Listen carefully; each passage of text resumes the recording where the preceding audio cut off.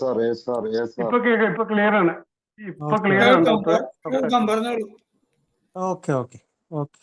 അപ്പോൾ എന്നത്തെ പോലെ എല്ലാവർക്കും നമസ്കാരം. പ്രത്യേകിച്ചും നമ്മുടെ പുതുമക്കാരായിട്ടുള്ള സുഹൃത്തുക്കളുണ്ടെങ്കിൽ, ഇപ്പോൾ ഇന്ന് ഞാൻ സംസാരിക്കാൻ ഉദ്ദേശിക്കുന്നത് alcohol and other substance or drug use disorders. അപ്പോൾ ഇതിപ്പോൾ മദ്യാസക്ത രോഗവും മദ്യപാനവും മറ്റ് ലഹരി വസ്തുക്കളും, ഈ മറ്റ് ലഹരി വസ്തുക്കൾ എന്നുള്ള സാധനം ഇന്നത്തെ ഈ കാലഘട്ടത്തിൽ ഒഴിവാക്കാൻ പറ്റില്ല. ഇത് രണ്ടും കൂടി ഒരുമിച്ച് ചേർന്നുള്ളൊരു സംഭവമാണ് ഭൂരിഭാഗം ആളുകളെയും ബാധിച്ചിരിക്കുന്നത്. അപ്പം അതുകൊണ്ട് നമ്മൾ അങ്ങനെ തന്നെ ഈ പ്രോഗ്രാമിനെ നമ്മൾ കരുതണം. മറ്റുള്ള സംഗതികളൊക്കെ വേറെയാണ്, ആൽക്കഹോളിസം വേറെയാണ്. ഞാനിതിപ്പോൾ ആൽക്കഹോളിസം ഒരു സ്പെഷ്യലായിട്ടുള്ള സബ്ജക്റ്റാണ്. കാരണം വെച്ചാൽ ആൽക്കഹോളിനെ പോലെ പ്രവർത്തിക്കുന്ന, ശരീരത്തിൽ പ്രവർത്തിക്കുന്ന അതിന് സമാനമായിട്ടുള്ള മറ്റൊരു ലഹരി വസ്തുവില്ല ഈതയിൽ ആൽക്കഹോൾ. അത് മറ്റു ലഹരി വസ്തുക്കളുടെ ഒരു സാമ്യത എന്താ വെച്ചാൽ അത് ബ്രെയിനിലാണ് ആക്ട് ചെയ്യുന്നത്. പക്ഷെ ആൽക്കഹോൾ നമ്മുടെ ശരീരത്തെ എല്ലാ ഓർഗൻ സിസ്റ്റം, എല്ലാ അവയവങ്ങളുടെ ഉള്ളിൽ കൂടി കയറി ഇറങ്ങി അത് പ്രവർത്തിക്കും. പക്ഷെ ഇവിടെയും ഇത് നമ്മുടെ ബ്രെയിനാണ് ഇത് കൂടുതൽ ഉപയോഗിക്കാൻ നമ്മളെ പ്രേരിപ്പിക്കുന്നത്. മറ്റുള്ള ലഹരി വസ്തുക്കളും ബ്രെയിനിലാണ് തുടങ്ങുന്നത്. അപ്പോൾ ഇതിൻ്റെ കോമൺ ആയിട്ടുള്ള ഇഷ്യൂ എന്താണെന്ന് വെച്ചാൽ എല്ലാ ലഹരി വസ്തുക്കളും ആക്ട് ഓൺ ദ ബ്രെയിൻ. അത് യൂസ് ചെയ്യാനായിട്ട് ബലപ്പെടുത്തുന്നത്, അത് ഉപയോഗിക്കാനായിട്ട് മുന്നോട്ട് കൊണ്ടുപോകുന്നത് ഒക്കെ ബ്രെയിനാണ്. So all these are brain diseases. വെറുതെ അങ്ങനെ പറഞ്ഞാൽ പോരാ, they are chronic progressive relapsing brain diseases. Chronic എന്ന് പറഞ്ഞാൽ ഒരു ആയുഷ്കാലം മുഴുവനും നീണ്ടു നിൽക്കുന്ന, മുമ്പോട്ട് കൊണ്ടുപോകുന്ന, മുന്നോട്ട് വളരുന്ന, പുനർപതനം സംഭവിക്കുന്ന ആയുഷ്കാല രോഗം. അങ്ങനെയാണ് അതിൻ്റെ നിർവചനം. ഇതെല്ലാം അങ്ങനെ തന്നെയാണ്, ബ്രെയിൻ ഡിസീസസ്. പക്ഷെ ആൽക്കഹോളിൻ്റെ സ്പെഷ്യാലിറ്റി എന്താണെന്ന് വെച്ചാൽ it enters all the organs. ശരീരത്തിലെ എല്ലാ അവയവങ്ങളിലും കൂടി കയറി ഇറങ്ങും, ഒരേപോലെ തന്നെ രോഗങ്ങൾ ഉണ്ടാക്കുന്നു. പക്ഷെ തുടക്കം it is in the brain. നമ്മൾ കഴിക്കുന്നത് വായിൽ കൂടിയൊക്കെ ആയിരിക്കാം, പക്ഷെ ഫസ്റ്റ് നമ്മൾ അതിന് പ്രോത്സാഹനം നൽകുന്നത് ബ്രെയിനാണ്. It's a brain disease. അപ്പം ഈ മനുഷ്യൻ്റെ ബ്രെയിൻ പോയാലുള്ള ഒരു കാര്യം ഒന്ന് ആലോചിച്ച് നോക്കുക. ബ്രെയിൻ ആണ് നമ്മളെ ജീവിതം തുടങ്ങാനും വളരാനും വലുതാകാനും, നമ്മൾ ആരാകണം, എന്താകണം, എന്ത് ജോലി, എന്ത് കഴിവ്, നമ്മുടെ ജീവിത രീതി, നമ്മുടെ ബന്ധങ്ങൾ, നമ്മുടെ ബുദ്ധിശക്തി, അതെല്ലാം തീരുമാനിക്കുന്ന ബ്രെയിൻ ആയതുകൊണ്ട് അങ്ങനെ ഒരു വിചാരം ഒരു ആളുടെ മനസ്സിലുണ്ടെങ്കിൽ അത് അയാളെ സഹായിക്കാൻ വളരെ വളരെ വളരെ വലിയൊരു ഇഷ്യൂ ആണ്. എൻ്റെ ഒരു സുഹൃത്ത്, ഒരു എക്സിക്യൂട്ടീവ് എഞ്ചിനീയർ, ഇലക്ട്രിസിറ്റിയിൽ വർക്ക് ചെയ്യുന്ന എൻ്റെ ഒരു സുഹൃത്ത്, നമ്മൾ ഈ പ്രോഗ്രാമിൽ വരുന്ന ആ ദിവസമാണ് ആദ്യമായിട്ട് ജീവിതത്തിൽ അദ്ദേഹം മനസ്സിലാക്കുന്നത് alcoholism is a chronic progressive brain disease. അവരൊറ്റ അറിവ് അദ്ദേഹത്തിനെ ഭയങ്കരമായിട്ട് മാറ്റിമറിച്ചു. കാരണം ഈ ബ്രെയിനിൻ്റെ കഴിവിലൊക്കെ അദ്ദേഹത്തിന്, കാരണം അദ്ദേഹം ഒരു ബുദ്ധിമാനായിട്ടുള്ള ഒരു മനുഷ്യനായിരുന്നു, അതിനെപ്പറ്റി വളരെ നല്ല രീതിയിൽ മനസ്സിലാക്കിയിട്ടുള്ള ഒരു ആളായിരുന്നു. പഠിച്ച സമയത്തൊക്കെ നല്ല രീതിയിൽ പഠനം നടത്തുകയും, പിന്നെ ഈ പറഞ്ഞ ഇതിൽ ഇലക്ട്രിസിറ്റി ബോർഡിൽ മദ്യം കഴിക്കുന്ന ആളുകളുടെ ഇടയിൽ ചെന്ന് കൂടുകയും, പിന്നെ അദ്ദേഹത്തിൻ്റെ ഫാദർ ഒരു ബാക്ക്ഗ്രൗണ്ട്, ജനറ്റിക് ബാക്ക്ഗ്രൗണ്ട് ഉണ്ടായിരുന്നു. അതും കൂടി ആയപ്പോൾ, പക്ഷെ അദ്ദേഹം ആ ഒരൊറ്റ മീറ്റിംഗ് കൊണ്ട് അപാരമായൊരു ഉൾക്കാഴ്ച അദ്ദേഹത്തിന് നേടാൻ കഴിഞ്ഞു. അത് അദ്ദേഹം ഞെട്ടിപ്പോയെന്ന് പറഞ്ഞ ഈ ഒരു ഉൾക്കാഴ്ച, ഇറ്റ്സ് എ ബ്രെയിൻ ഡിസീസ് എന്ന് പറഞ്ഞപ്പോൾ. അപ്പോൾ അത് പുതുമക്കാരായിട്ടുള്ള ഒരാൾക്കൊന്നും അതൊന്നും സ്വീകരിക്കാൻ പറ്റില്ല. ബ്രെയിന് എന്ത് സംഗതിയാണെങ്കിലും അതിനൊക്കെ മറികടക്കുന്ന ഒരു ആർത്തിയും അതുപോലെ ആസക്തിയും ഒക്കെ ഇതിൻ്റെ ഉള്ളിലുണ്ട്. അപ്പോൾ അത് ഇതാണ് അതിൻ്റെ എല്ലാ ലഹരി വസ്തുക്കളുടെയും നിർവചനം ഇതാണ്: ക്രോണിക് പ്രോഗ്രസീവ് ബ്രെയിൻ ഡിസീസ്. അപ്പോൾ ഇതൊരു ഒരു തരത്തിൽ ഒരു ആയുഷ്കാലം നീണ്ടു നിൽക്കുന്ന ഒരു സ്വയം ടോർച്ചർ എന്ന് പറയും. അവനവനെ ഉപദ്രവിക്കുന്ന, മാരകമായി ഉപദ്രവിക്കുന്ന ഒരു കലാപരിപാടിയാണ്. അതിന് 3 തരത്തിലുള്ള അവസാനം ഉണ്ടാകുന്നവർ പറയുന്നുണ്ട്. അത് 3 തരത്തിലുള്ള അവസാനം. അതിൽ ഒന്നാമത്തെ ഒരു അവസാനം, ഈ രോഗം ഓരോ തരത്തിൽ ഓരോ ഗ്രൂപ്പിലും ഇത് മൾട്ടിപ്പിൾ ഈ പ്രോഗ്രാമാണ്. അത് 3 തരത്തിൽ അവസാനിക്കും. ഒന്ന്, ഭാഗികമായിട്ടുള്ള ഒരു സുഖം കിട്ടും മുന്നോട്ട് പോകുമ്പോൾ. അത്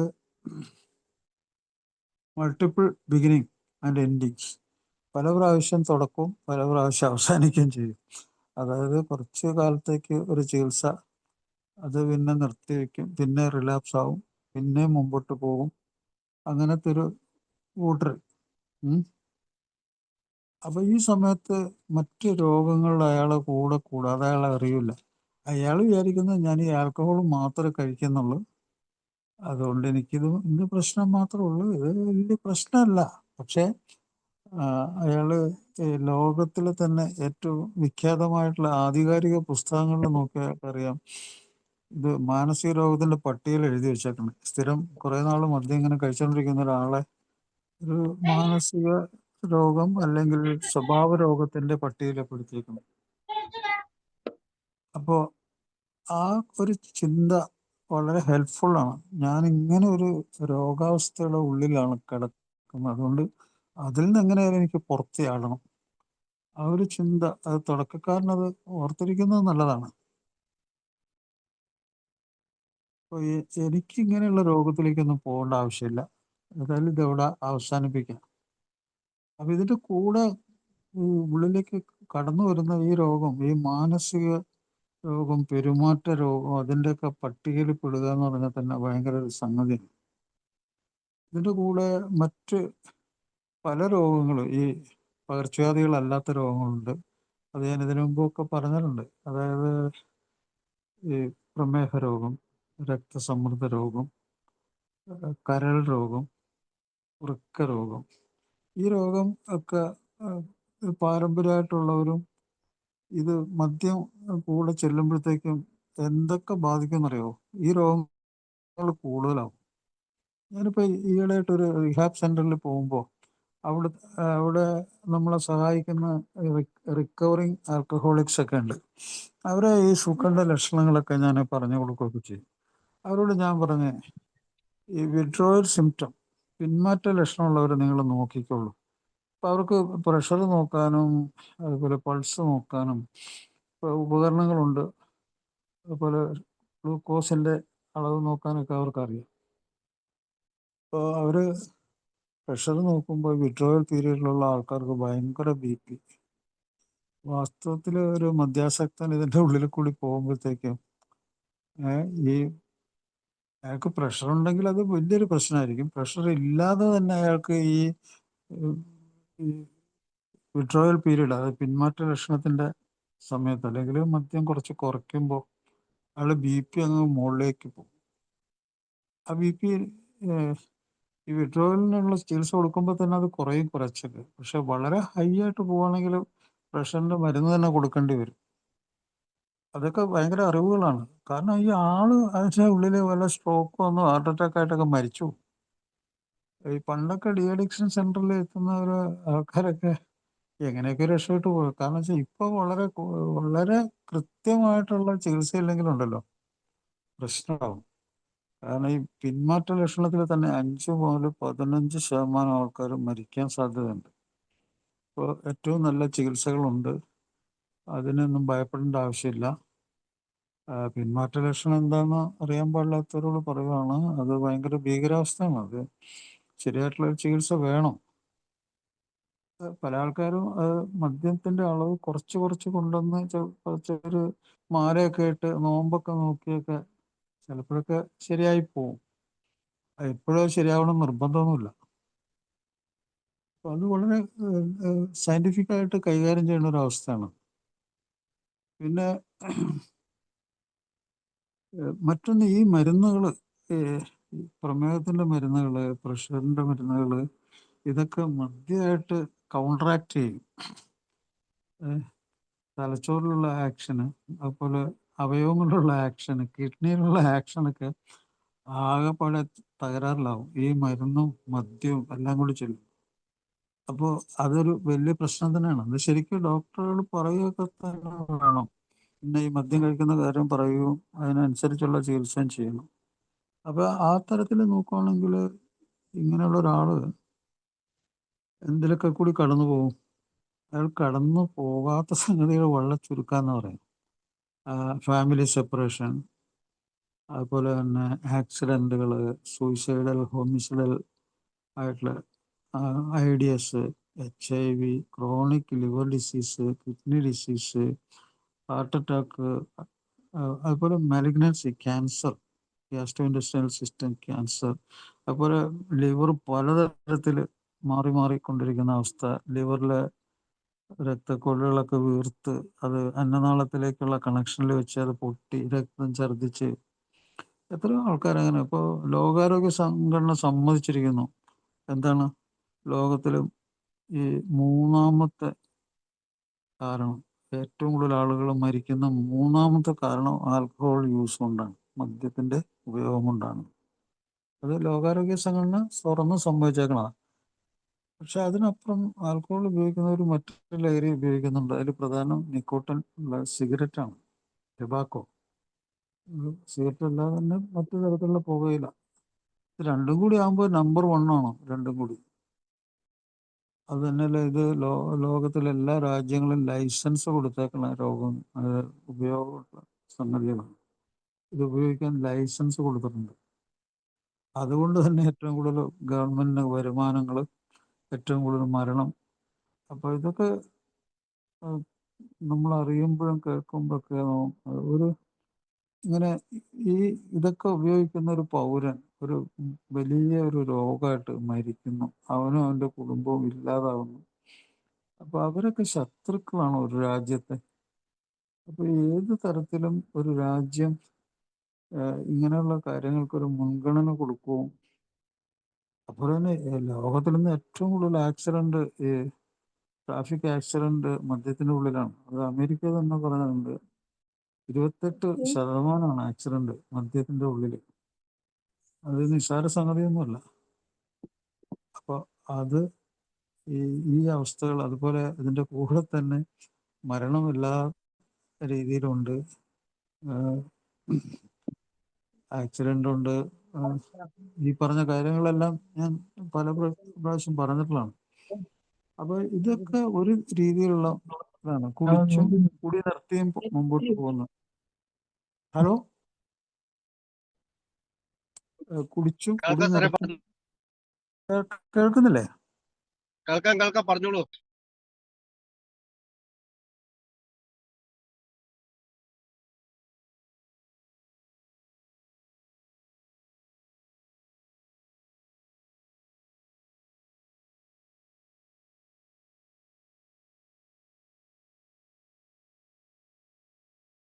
സാറിന്റെ മൈക്ക് മ്യൂട്ട് ആണെന്ന് തോന്നുന്നു സാറേ. ഡോക്ടറുടെ മൈക്ക് മ്യൂട്ടാണ്. ബാക്കിയുള്ള എല്ലാവരും ഒന്ന് മൈക്ക് അൺമ്യൂട്ട് ആവാണ്ടൊന്ന് ശ്രദ്ധിക്കണേ. സാറ് പറഞ്ഞോളൂ, കേൾക്കാം. സാറേ മൈക്ക് തുറക്ക് സാറേ.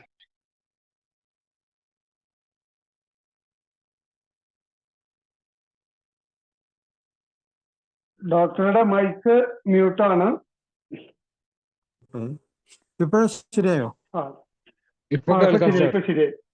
Okay, thank you. അപ്പൊ ഇത് മ്യൂട്ടായിട്ട് കുറെ സമയമായോ? ഇല്ലല്ലോ, പെട്ടെന്നായല്ലോ. ഇല്ല, അത് ആരെങ്കിലും അറിയാതെ മ്യൂട്ട് ചെയ്തായിരിക്കും. ഏതൊരു മൈക്ക് ഓൺ ആയപ്പോഴേ അറിയാതെ സാറിന് മ്യൂട്ട് ചെയ്താ. ഇപ്പൊ 1 സെക്കൻഡ് ആയിട്ടുള്ളൂ. ഓക്കെ. അപ്പോൾ ഒരു രീതിയിലുള്ള ആളുകളുടെ കാര്യം ഞാനീ പറഞ്ഞു.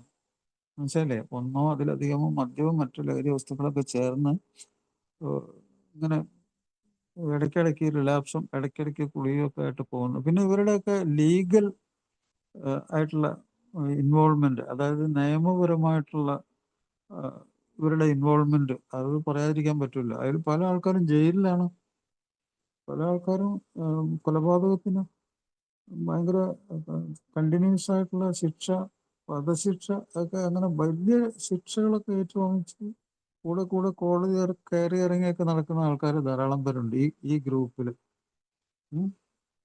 അപ്പൊ ഇവർക്ക് എന്താ പ്രശ്നം എന്ന് പറഞ്ഞാല് ഇവർക്കൊരു ഉൾക്കാഴ്ചയിലേക്ക് വരുന്നില്ല അവര്. കാരണം ഇവരൊരു കുടി, പിന്നെ അത് കഷ്ടപ്പാട് വരുമ്പോൾ ഒന്ന് നിർത്തുന്നു, കുറച്ചു കാലം അങ്ങനെ പോകുന്നു.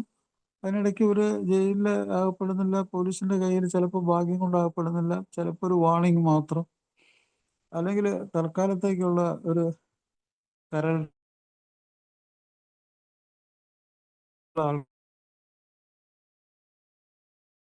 അത് ഇട്ടേക്കണ ഒരു റബ്ബർ ബാൻഡ് മാത്രമാണ്. അതില് കരളൊക്കെ ഒതുങ്ങി നിൽക്കുന്ന അവർ വിചാരിക്കുന്നത്. കരള് മാറ്റി വെക്കേണ്ട അവസ്ഥയാണത്. അത് പോലും നിസ്സാരമാക്കി എത്രയോ ആൾക്കാർ വീണ്ടും മദ്യം കഴിച്ചുകൊണ്ട് ജീവിക്കുന്നു.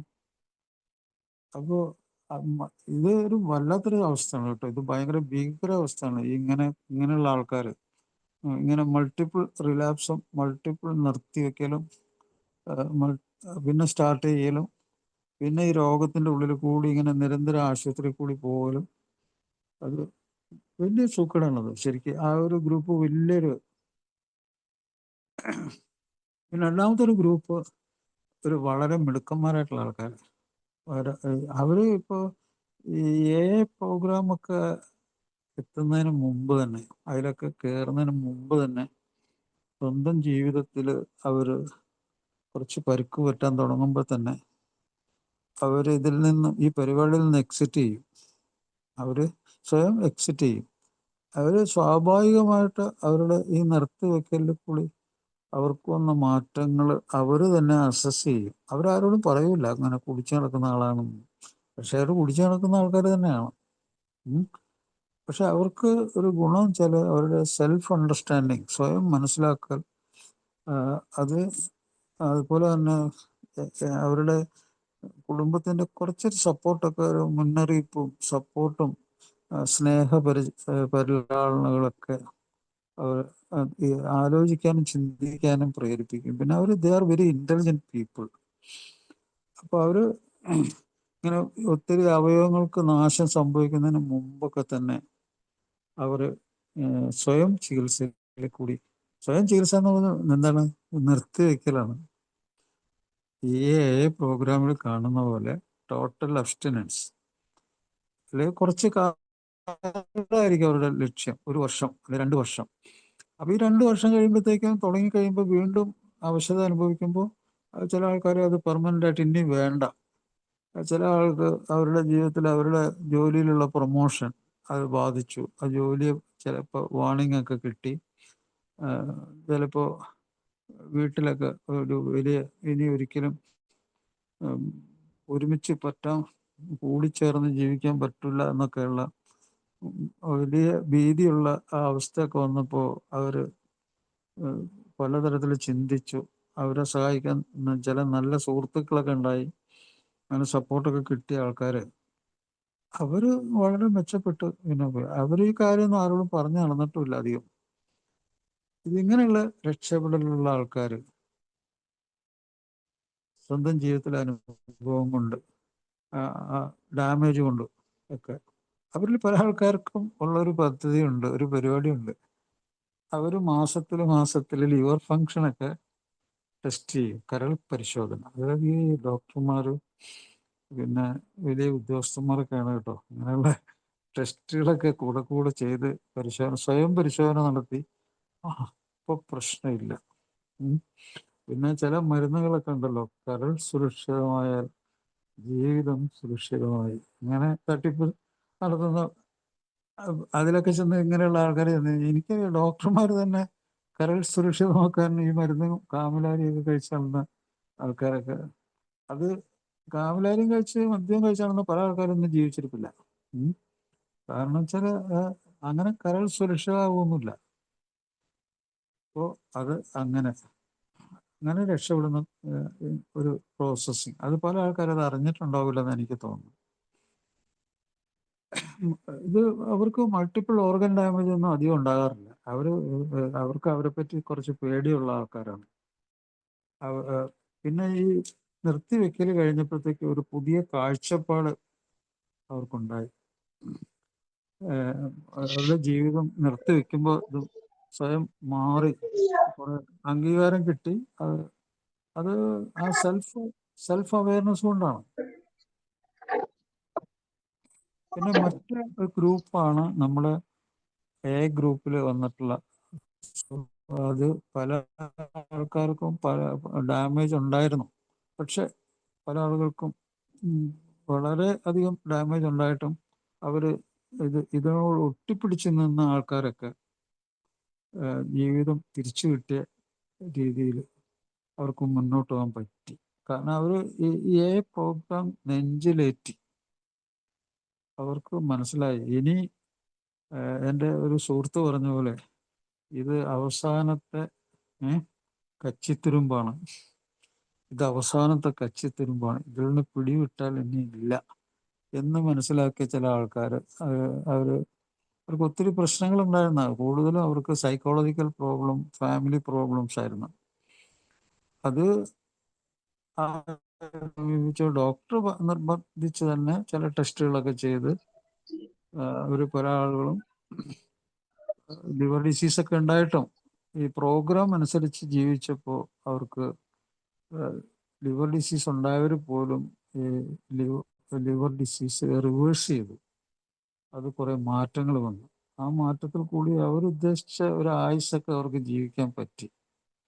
അവരുടെ കുടുംബം മെച്ചപ്പെട്ടു, അവരുടെ കുട്ടികളൊക്കെ വിദ്യാഭ്യാസം കിട്ടി, നല്ല രീതിയിൽ പഠിച്ചു.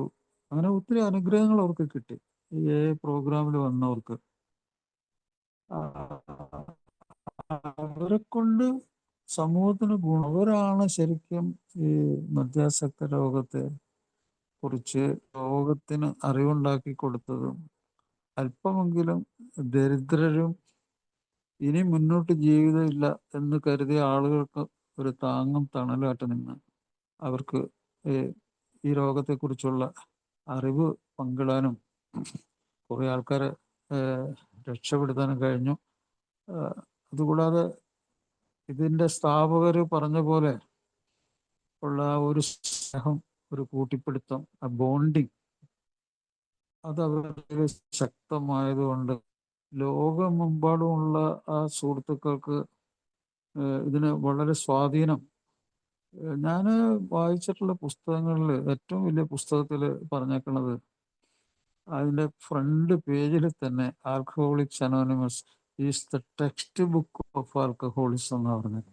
അതെനിക്ക് ഭയങ്കര ഇഷ്ടപ്പെട്ടു.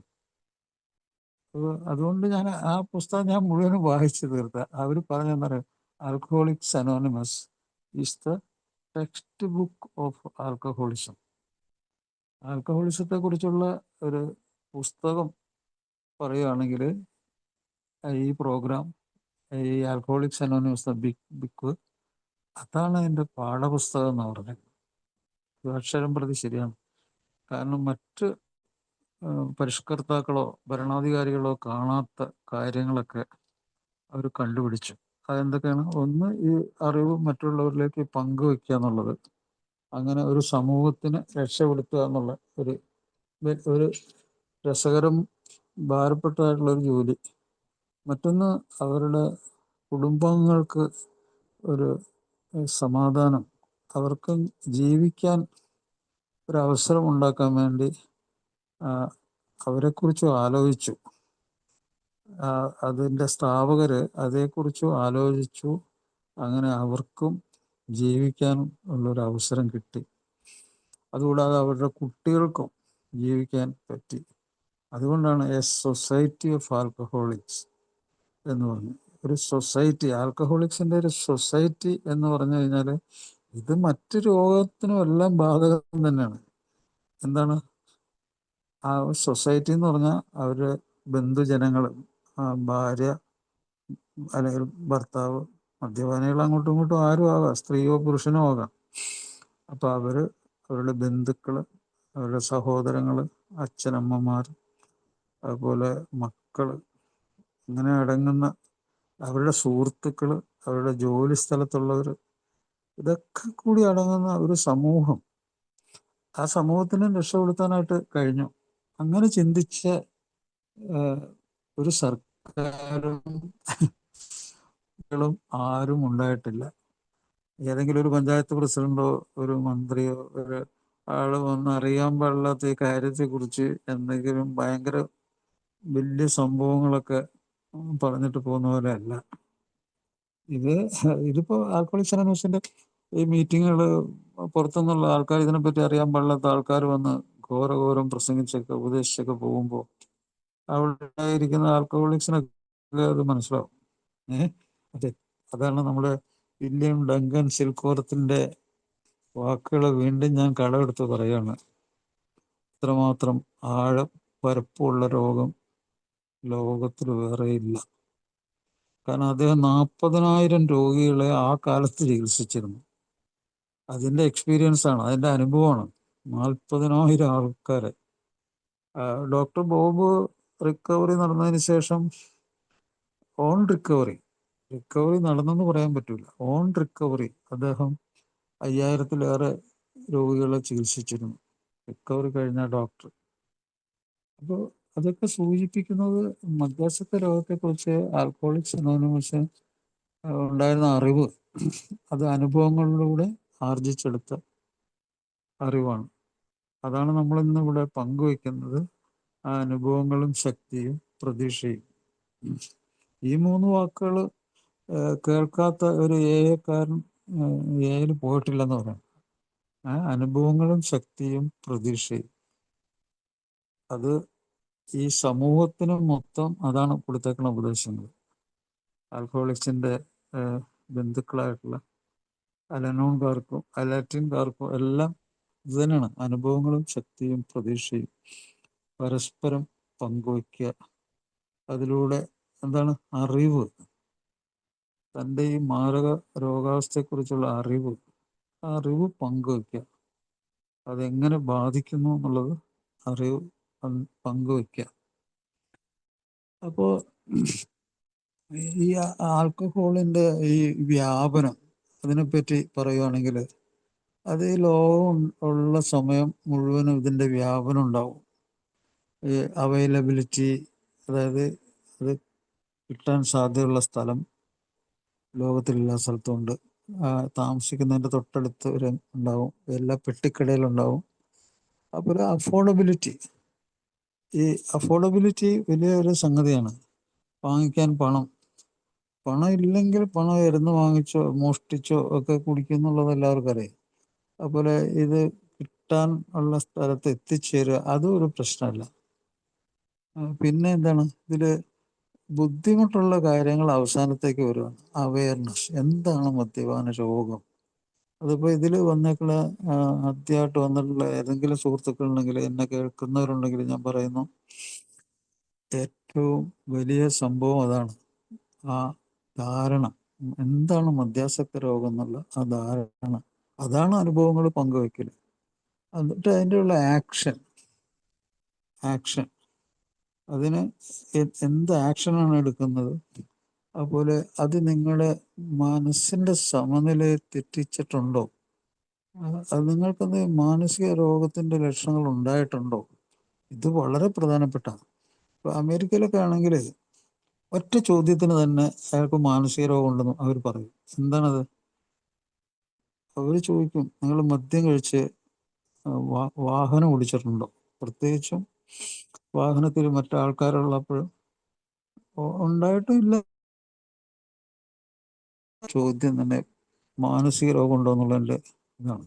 കാരണം ഈ വരും വരായികളെ കുറിച്ച് അറിഞ്ഞിട്ടും ഒരു കാര്യത്തിലേക്ക് എടുത്തുചാടുന്ന ഒരാൾക്ക് മനസ്സ് ശരിയല്ല, മനസ്സിൽ സമനില തെറ്റിയിട്ടുണ്ട്. അയാൾ രോഗത്തിന് വിധേയനായ ഒരാളാണ്. ഡ്രിങ്ക് ഡ്രൈവിങ്, അതുകൊണ്ടാണ് ഇത് അത് ഏറ്റവും വലിയ രോഗലക്ഷണമായിട്ട് വെച്ചിട്ടാണ്. നിയമം ശക്തമായിട്ട് ഉണ്ടെങ്കിൽ മാത്രമേ അവിടെ അത്, കാരണം അവിടെയൊക്കെ സുലഭമായിട്ടുള്ള സ്ഥലമാണ്. അപ്പോൾ വണ്ടി ഓടിക്കുന്ന ആള് ഈ മദ്യം കഴിച്ചിട്ടുണ്ടെങ്കിൽ അത് വലിയ വലിയ ശക്തമായ നിയമം ഉപയോഗിച്ച് അവരെ ജയിലിലടയ്ക്കുകയും ശിക്ഷിക്കുകയും ലൈസൻസ് റദ്ദാക്കുകയും ഒക്കെ ചെയ്യും. എന്നിട്ട് പോലും 28% ആക്സിഡന്റ് ഉണ്ടാകുന്നുണ്ട്. അതുപോലെ മറ്റൊന്ന് അവര് കരുതുന്നത് അഫക്റ്റ് എന്ന് പറഞ്ഞാല് നമ്മുടെ മാനസിക നില അതെങ്ങനെ പ്രവർത്തിക്കുന്നു. ഒരു മാനസിക രോഗത്തിന്റെ ഉള്ളിലേക്ക് കടക്കാൻ പോവാണോ ഇയാള്? അയാളിപ്പോഴും മാനസിക രോഗത്തിന്റെ ഉള്ളിലാണോ? ഇതൊക്കെ ഞാൻ പറഞ്ഞ ICD-10 എന്ന് പറഞ്ഞ ഈ പുസ്തകത്തിൽ, ലോകാരോഗ്യ സംഘടന പുസ്തകത്തിലുണ്ട്. DSM-5 എന്ന് പറഞ്ഞ പുസ്തകത്തിലും, അതൊക്കെ വിഖ്യാതരായിട്ടുള്ള സയന്റിസ്റ്റുകളൊക്കെ എല്ലാവർക്കും വേണ്ടി എഴുതിയ പുസ്തകമാണത്. അത് ഡോക്ടർമാർക്ക് മാത്രമല്ല, ആരോഗ്യരംഗത്ത് ഉള്ളവർക്ക് മാത്രമല്ല, അറിവ് ഇഷ്ടപ്പെടുന്ന ആർക്കും ആ പുസ്തകം വായിക്കാം. കൗൺസിലേഴ്സിന് വായിക്കാം, പാരാമെഡിക്കൽ സ്റ്റാഫിന് വായിക്കാം, ആർക്കും അറിവ് കിട്ടുന്ന. ഇത്രയും അറിവുണ്ടായിട്ടും നമ്മൾ ഈ സയന്റിഫിക് ആയിട്ട് ചിന്തിക്കുന്ന ആൾക്കാരും അതിൽ ഏർപ്പെട്ടിരിക്കുന്ന ആരും മദ്യം കഴിക്കാൻ പറ്റൂല. അത് വായിച്ചു കഴിഞ്ഞിട്ട് അത് മനസ്സിലാക്കിയാൽ. കാരണം വെച്ചാൽ നമ്മുടെ ഏറ്റവും വലിയ അസറ്റ് നമ്മുടെ ബ്രെയിനാണ്. അതുപോലെ അതിൽ നിന്ന് വരുന്ന മനോരോഗങ്ങൾ ഉണ്ടെങ്കിൽ നമുക്ക് ജീവിതം വഴിമുട്ടിപ്പോവും, ഉപാധി ഉണ്ടാവില്ല. അപ്പൊ അതുകൊണ്ടാണ്. പിന്നെ ഈ അഡിക്ഷന്റെ ഉള്ളിൽ ഉള്ള ഒരാളുടെ ജീവിതം ഒരു ഗാംബ്ലിംഗ് ആണ്, ഒരു ചൂതാട്ടം, ഭാഗ്യം. കാരണം അഡിക്ഷന്റെ ഇത് തന്നെ. നമ്മളൊരു സുഹൃത്ത്, ഈ ബത്തേരിയില് ഒരു സുഹൃത്തുണ്ട്. ഞാൻ അദ്ദേഹത്തിന്റെ കവിതയുടെ കാര്യം നിങ്ങളോട് പറഞ്ഞല്ലോ എനിക്കറിയാൻ പാടില്ല. അദ്ദേഹം പറഞ്ഞ് ബെയ് രാജാ ബെയ്, 1 വെച്ചാൽ 2, 2 വെച്ചാൽ 4 എന്നൊക്കെ പറഞ്ഞ്. കാരണം ഒരു ഗാംബ്ലിംഗ് ആണത്. നിങ്ങളുടെ സുഖത്തിന്റെ അളവാണ് പറയുന്നത് അദ്ദേഹം. അദ്ദേഹം നല്ലൊരു കവിയായിരുന്നു. അപ്പൊ ആ സുഖം 2 വെച്ചാൽ 4, 4 വെച്ചാൽ 8, അങ്ങനത്തെ ഒരു ഇതിലേക്ക് ഒരു ഗാംബ്ലിംഗ് അഡിക്ഷൻ അതിൻ്റെ ഉള്ളിൽ ഇത് ഉണ്ട്. പിന്നെ വേറൊരു സംഗതി, മദ്യപാനം 2 തരത്തിലുണ്ട്. പ്രൈമറി ആൽക്കഹോളിസം എന്ന് പറഞ്ഞ രോഗം. പ്രൈമറി ആൽക്കഹോളിസം എന്ന് പറഞ്ഞാൽ അയാൾക്ക് മാനസികമായിട്ടുള്ള പ്രശ്നങ്ങളൊന്നുമില്ല, അയാൾക്ക് കുറെ നല്ല സുഹൃത്തുക്കളൊക്കെ ഉണ്ട് മദ്യം ഉപയോഗിക്കുന്ന. അയാൾ അതിൻ്റെ ഉള്ളിൽ സോഷ്യൽ ഡ്രിങ്കർ എന്നുള്ള നിലയിൽ അറിയപ്പെടാൻ ആഗ്രഹിച്ച് വീക്കെൻഡിൽ ഒരു ദിവസം കൂടുക, അങ്ങനെ ഒരു എന്താ പറയുക സോഷ്യൽ ഗാദറിങ്, ആ രീതിയിലൊക്കെ തുടങ്ങി. പിന്നീട് അതൊരു വലിയ ഒരു സുഖമായിട്ട് മാറി. അങ്ങനെ പലതരത്തിലുള്ള കുടി നടത്തി, പരീക്ഷണങ്ങളൊക്കെ നടത്തി, പല രീതിയിൽ കുടിച്ചു. പക്ഷെ അവസാനം എത്തിച്ചേർന്നത് ഒരേ രോഗത്തിലാണ്. ആ രോഗത്തിന്റെ പേരാണ് ആൽക്കഹോൾ ഡിപ്പെൻഡന്റ് സിൻഡ്രോം, അല്ലെങ്കിൽ ADS എന്ന് പറഞ്ഞ രോഗം. അതറിഞ്ഞിരിക്കണം, ADS, ആൽക്കഹോൾ ഡിപ്പെൻഡന്റ് സിൻഡ്രോം. അപ്പൊ ഈ കുടിച്ചത് പല രീതിയിലാണ്. അത് ഒന്ന് ഇൻടോക്സിക്കേറ്റഡ് ഡ്രിങ്കിങ്, അതായത് കുടിച്ച് ബൂസായി ബോധം കെടുന്ന രീതിയിലുള്ളൊരു കുടി. അയാൾ എപ്പോൾ കുടിച്ചാലും അങ്ങനെ കുടിക്കുള്ളൂ. അപ്പോൾ അയാളൊരു സുരക്ഷിത മേഖലയിൽ കിടന്നേ കുടിക്കുള്ളൂ. നല്ല വീട് അല്ലെങ്കിൽ സുഹൃത്തുക്കൾ അടങ്ങിയ ഒരു മുറി, അവിടെ കുടിച്ച അയാൾ ബോധം കിടന്നു. അതാണ് ഒരു രീതി. രണ്ടാമത്തത് എല്ലാവർക്കും അറിയാം, ബിഞ്ച് ഡ്രിങ്കിങ്. അത് ആഴ്ചയിൽ ഒരു ദിവസം അല്ലെങ്കിൽ മാസത്തിൽ 2-3 ദിവസം വളരെ കൂടുതൽ മദ്യം അളവിൽ കൂടുതൽ കഴിച്ച് ഒരു കുറേ ഉല്ലാസം ഉണ്ടാക്കുക. അതുപോലെ മൂന്നാമത്തത് എല്ലാ ദിവസവും കുറേശ്ശെ കുടിക്കുക. വളരെ കുറച്ച് മാത്രം കുടിച്ച് ഒരു 3-4 പ്രാവശ്യം കുടിച്ച് അതിൽ കൂടി അവനവനും മറ്റുള്ളവർക്ക് ഉപദ്രവം ഉണ്ടാക്കിക്കൊണ്ടുള്ള ഒരു ജീവിതം, അതാണ് ഹാംഫുൾ ഡ്രിങ്കിങ്. ഇതെല്ലാം ലഹരി വസ്തുവിനും ഒരേപോലെ തന്നെ. ഈ വസ്തു ഇപ്പോൾ കഞ്ചാവ് ഉപയോഗിക്കുന്ന ആളുകൾ, അല്ലെങ്കിൽ കൊക്കെയിൻ ഉപയോഗിക്കുന്ന ആള്, അല്ലെങ്കിൽ മറ്റു ലഹരി വസ്തുക്കൾ MDMA ഉപയോഗിക്കുന്ന ആള്, ഈ ലഹരി വസ്തുക്കൾ ഉപയോഗിക്കുന്നവരുടെ രീതി ഇത് തന്നെയാണ്. ഒരു ഭയങ്കരമായിട്ടൊരു അളവിൽ ഒരു ദിവസം കംപ്ലീറ്റ് ബോധം മറയുന്നവരെ ഈ ലഹരി വസ്തു അങ്ങോട്ട് ഉപയോഗിക്കുക, പിന്നെ കുറേ ദിവസത്തേക്ക് അങ്ങ് വിട്ടു നിൽക്കുക. അത് അവരുടെ ഉദ്ദേശം. മറ്റൊന്ന് ഇതുപോലെ ബിഞ്ച് യൂസ്, പിന്നെ നിരന്തരം ചെറിയ ഡോസുകൾ, പിന്നെ ഇതില്ലാതെ ജീവിക്കാൻ പറ്റാത്ത അവസ്ഥ. ഇതെല്ലാം ലഹരി വസ്തുവിനും ഒരേപോലെയാണ്. ആൽക്കഹോളിനും മറ്റ് സബ്സ്റ്റൻസിനും എല്ലാം ഒരുപോലെ തന്നെയാണ്. ഇപ്പോൾ മൾട്ടിപ്പിൾ സബ്സ്റ്റൻസ് യൂസ് എന്ന് പറയുന്ന സാധനമുണ്ട്. അതായത് ഈ നേരത്തെ ഞാൻ പറഞ്ഞ പോലെ തന്നെ അതിലിപ്പോൾ അതിൽ 2-3 സാധനങ്ങൾ ഈ ആദ്യത്തെ വകുപ്പിൽ ഈ ബോധം കെടുന്നവർ ഉപയോഗിക്കുന്ന രീതിയിൽ 1-2 3 ലഹരി വസ്തു ഉപയോഗിക്കുന്ന ആള് കാര്യം ആലോചിച്ച് നോക്കുക, എവിടെയെങ്കിലും മരിച്ചു കിടക്കും. അങ്ങനത്തെ എത്രയോ ആൾക്കാർ തെരുവിൽ മരിച്ചു കിടക്കുന്നവർ, മുറിയിൽ ഒറ്റയ്ക്ക് താമസിക്കുന്ന മുറിയിൽ മരിച്ചു കിടക്കുന്നവർ, അങ്ങനെയൊക്കെ ഉണ്ട്. അപ്പോൾ അത് പ്രൈമറി ആൽക്കഹോളിസത്തിൽ ചെന്ന് നിൽക്കുന്നത് മദ്യമില്ലാത്ത അല്ലെങ്കിൽ ലഹരി വസ്തു ഇല്ലാത്ത ജീവിതം താങ്ങാൻ പറ്റൂല, അത് ഉപയോഗിച്ചേ പറ്റൂ, അങ്ങനെ ഉള്ളൊരവസ്ഥയാണത്. അതിൽ 2-3 കാര്യങ്ങളുണ്ട്. ഒന്ന്, അവർ ജീവിതത്തിൽ നേരിടുന്നത് നിഷേധം കൊണ്ടാണ്. ഇല്ല, എനിക്കൊരു പ്രശ്നമില്ല, എനിക്കിതൊന്നും ഒരു പ്രശ്നമില്ല, ഔട്ട്റൈറ്റ് ആയിട്ട് നിഷേധിക്കുക. എനിക്ക് രോഗമില്ല, പിന്നെന്താണ്, ഞാൻ വല്ലപ്പോഴും ആഴ്ചയിലൊരിക്കൽ, ഞാൻ രോഗിയല്ല, എനിക്കങ്ങനെ വിഡ്രോവൽ നിങ്ങൾ പറയണ പോലെ അതൊന്നും ഒരു കുന്തമില്ല. അങ്ങനെ ഔട്ട്റൈറ്റ് ആയിട്ട് അവർ നിഷേധിക്കും. കാരണം അവരെന്തുകൊണ്ട് നിഷേധിക്കുന്നു? കാരണം അവർക്ക് ഇത് ഉപയോഗിച്ചപ്പോൾ കിട്ടിയ സുഖം ഈ ലോകത്തിൽ അവർക്ക് കിട്ടിയ വേറൊരു സുഖവും ഇത്ര വലിയ സുഖമായിട്ട് അവർക്ക് തോന്നിയിട്ടില്ല. അതുകൊണ്ടാണ് അവർ നിഷേധിക്കുന്നത്. അത് അവരുപയോഗിച്ചപ്പോൾ അത് അവരുടെ തലച്ചോറിലുണ്ടാക്കിയ പോസിറ്റീവ് ഇഫക്റ്റ്, അതിനോടുള്ള ഇഷ്ടം, അമിതമായ അതിര് കടന്ന ഇഷ്ടം എന്ന് പറയുക, അതാണ് അഡിക്ഷൻ. അതിര് കടന്ന ഇഷ്ടം, അതിര് കടന്ന പ്ലഷർ. അവനവനെ പോലും ആ ഇഷ്ടത്തിന് വിട്ടുകൊടുക്കുക, അവനവൻ്റെ ജീവൻ തന്നെ വിട്ടുകൊടുക്കുക, ജീവിതം വിട്ടുകൊടുക്കുക, എല്ലാ അസറ്റുകളും, തലച്ചോറാണ് ഏറ്റവും വലിയ അസറ്റ്, അത് അങ്ങ് വിട്ടുകൊടുക്കുക. അത്ര ഭയങ്കര ആർത്തി. അതാണ് പ്രൈമറി ആൽക്കഹോളിസത്തിൻ്റെ അല്ലെങ്കിൽ പ്രൈമറി സബ്സ്റ്റൻസ് യൂസിൻ്റെ ലക്ഷണം. അതൊക്കെയാണ്. അതിൽ ഈ നിഷേധം ഭയങ്കര സ്ട്രോങ് ആണ്. ആ നിഷേധത്തിൻ്റെ വേറെ കുറെ കാരണങ്ങളുണ്ട്. ഒന്ന്, ഈ കൂട്ടുകെട്ട് വിട്ടു കഴിഞ്ഞാൽ എനിക്ക് ജീവിതമില്ല, അതുകൊണ്ട് ഇത് ഞാൻ വിടൂല എന്നത്. പിന്നെ ഇതിൽ നിന്ന് ഞാൻ പോയി കഴിഞ്ഞാൽ ഞാൻ മോശക്കാരനായി പോകും, അതുകൊണ്ട് ഞാൻ ഇത് വിടൂല. പിന്നെ എനിക്ക് അവിടെ ഒരു സ്ഥാനമുണ്ട്, അംഗീകാരമുണ്ട്, അത് ഞാൻ വിട്ടുകളയില്ല. ഞാനതൊക്കെ വിട്ടുകളഞ്ഞാൽ ഞാൻ ലജ്ജിക്കേണ്ടി വരും, ഷെയിമാവും, അപ്പോൾ അത് ഞാൻ വിടൂല. പിന്നെ നിങ്ങൾ പറയുന്ന അതിലൊന്നും എനിക്ക് വിശ്വാസമില്ല, ഇത് രോഗമാണെന്നോ അത് ഒന്നും എനിക്ക് വിശ്വാസമില്ല. അതാണ് നിഷേധം.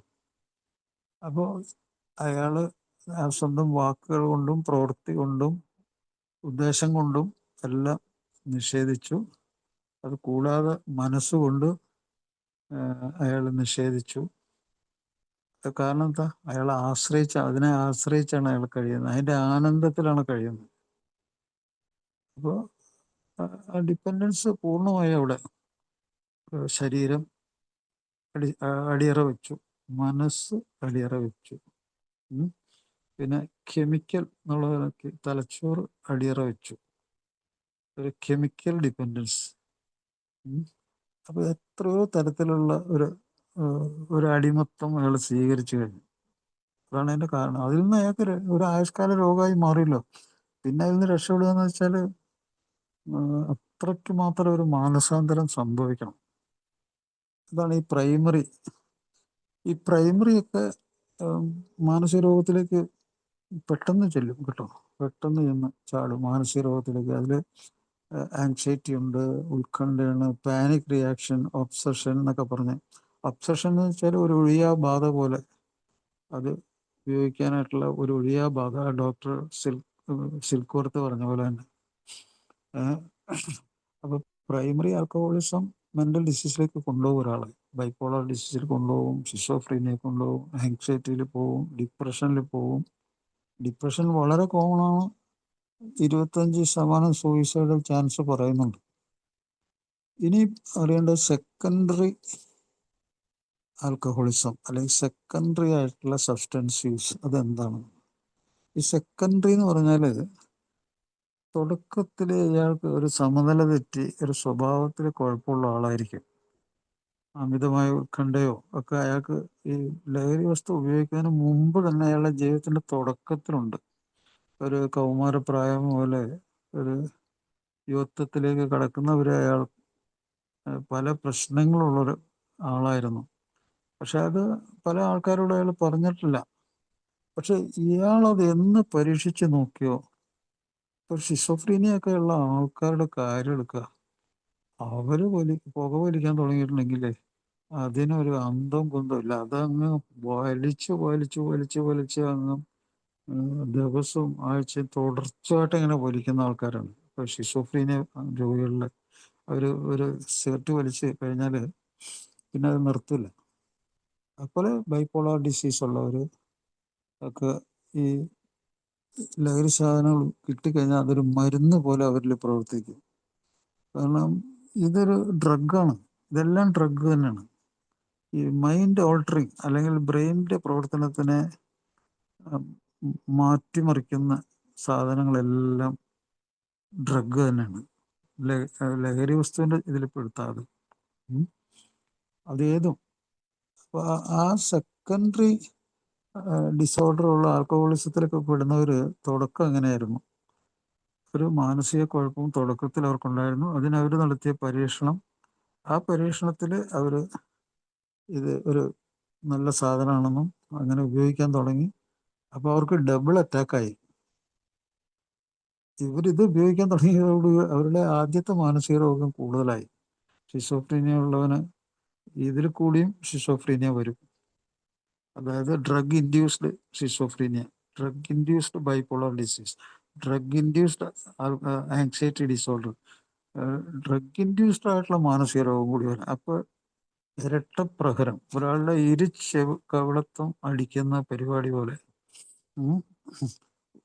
ചെറുപ്പത്തിലുള്ള രോഗം ഒരു കവിളത്തടിക്കുമ്പോൾ പിന്നീട് വന്ന രോഗം മറ്റേ കവിളത്തടിക്കും. അങ്ങനെ ഡബിൾ അറ്റാക്ക്.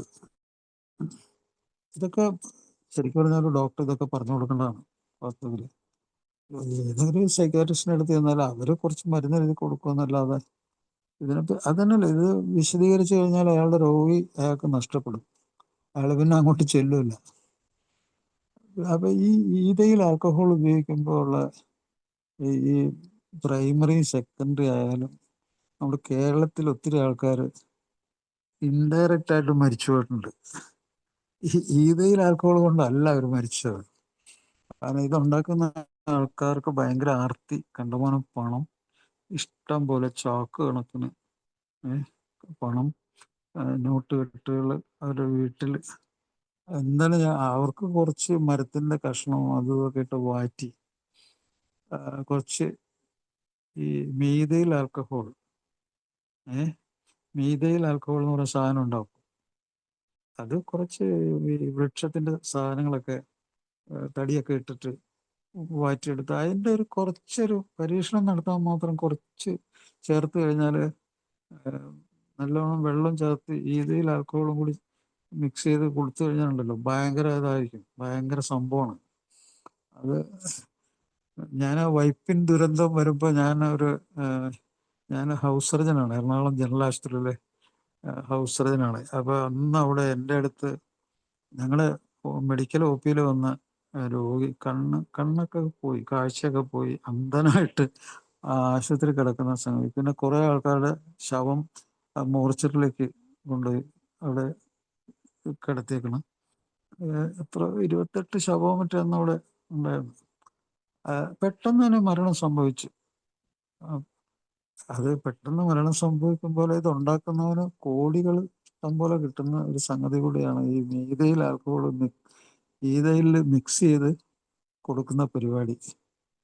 അപ്പോൾ അത് മറക്കാൻ പാടില്ല. ശരിക്കും പറഞ്ഞാൽ ഈ നാടൻ വാറ്റുചാരായൊക്കെ കുടിക്കുന്നത് ഈ അസാധാരണമായ സ്ഥലത്ത് നിന്ന് കുടിക്കുന്ന ആൾക്കാരൊക്കെ ജീവൻ പണയം വെച്ചിട്ടാണ് അത് കുടിക്കുന്നത്. കാരണം അത് എങ്ങനെയുള്ള സാധനമാണെന്നോ എന്താണ് സംഭവിക്കാൻ പോകുന്ന അറിയാൻ പാടില്ല. കാരണം ഇവിടെ ഈ ഞാൻ പറഞ്ഞില്ല, കണ്ണിന് കാഴ്ച പോയവർക്ക് ഞങ്ങൾ കൊടുത്ത ചികിത്സ എന്തായിരുന്നു അറിയാവോ? ഈതയിൽ ആൽക്കഹോൾ, സാധാരണ മദ്യം അവരെ കൊണ്ട് കുടിപ്പിച്ചു. അതാണ് കെമിക്കൽ റിയാക്ഷന്റെ പ്രത്യേകത. ശരീരത്തിൽ നടക്കുന്ന എന്താണെന്ന് അറിഞ്ഞുള്ള ചികിത്സയുടെ ആണ്. കാരണം ഈ ഈതയിൽ ആൽക്കഹോൾ കൊടുത്തു കഴിഞ്ഞാൽ മീതയിൽ ആൽക്കഹോൾ പുറത്തിയടിച്ച് കളയാൻ പറ്റും, പെട്ടെന്ന് എക്സ്ക്രീറ്റ് ചെയ്ത്. അപ്പോൾ ഈ മീതയിലിൻ്റെ ബ്രെയിനിലുള്ള ആക്ഷനൊക്കെ അത് ബ്ലോക്ക് ചെയ്യാനുള്ള പരിപാടിയാണ്. അങ്ങനെ ബ്ലോക്ക് ചെയ്ത് കഴിഞ്ഞാൽ കണ്ണൊക്കെ രക്ഷപ്പെടും. അപ്പോൾ അവരെ കൊണ്ട് ഇഷ്ടം പോലെ ഈ ഈതയിൽ ആൽക്കഹോൾ കുടിപ്പിച്ചു. അവർ ശരിക്കും ഈതയിൽ ആൽക്കഹോൾ കുടിക്കുന്ന ആൾക്കാരാണ്. അവര് ഈ അബദ്ധത്തിൽ പെട്ടുപോയതാണത്.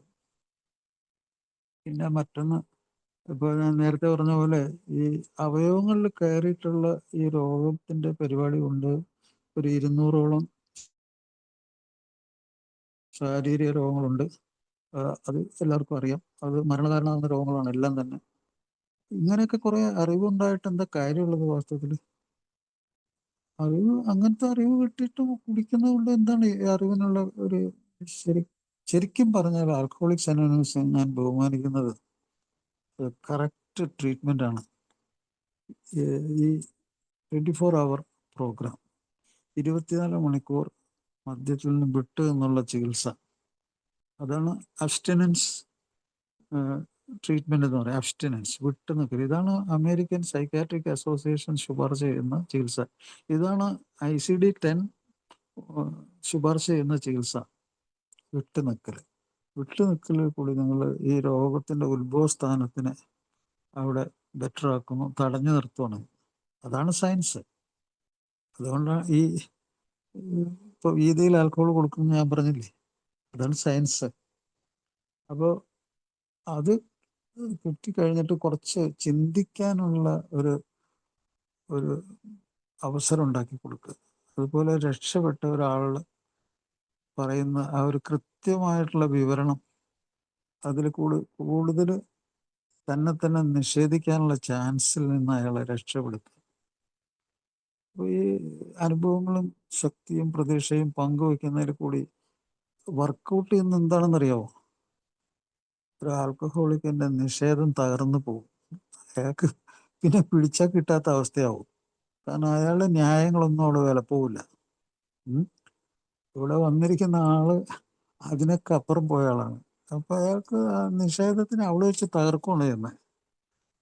നിഷേധം വല്ലാത്തൊരവസ്ഥയാണ് കേട്ടോ. അതിനെ ബ്രേക്ക് ചെയ്യണമെങ്കിൽ ഈ നമ്മുടെ ഈ പ്രോഗ്രാമിലുള്ള ആ അനുഭവങ്ങളും ശക്തിയും പ്രതീക്ഷയും പങ്കുവെച്ചു കഴിഞ്ഞാൽ അതിങ്ങനെ ഈ കാറ്റൊഴിഞ്ഞ ബലൂൺ പോലെ ഷൂന്നായി പോകും. അതുകൂടാതെ ഈ പ്രോഗ്രാമിൽ വളരെ വിലപ്പെട്ട കുറച്ച് സ്വഭാവം മാറ്റാനുള്ള പരിപാടികളുണ്ട്. അതിലേറ്റവും പ്രധാനം എന്താണെന്ന് വെച്ചാൽ അതിൽ നിന്ന് കിട്ടുന്ന പരിശീലനം.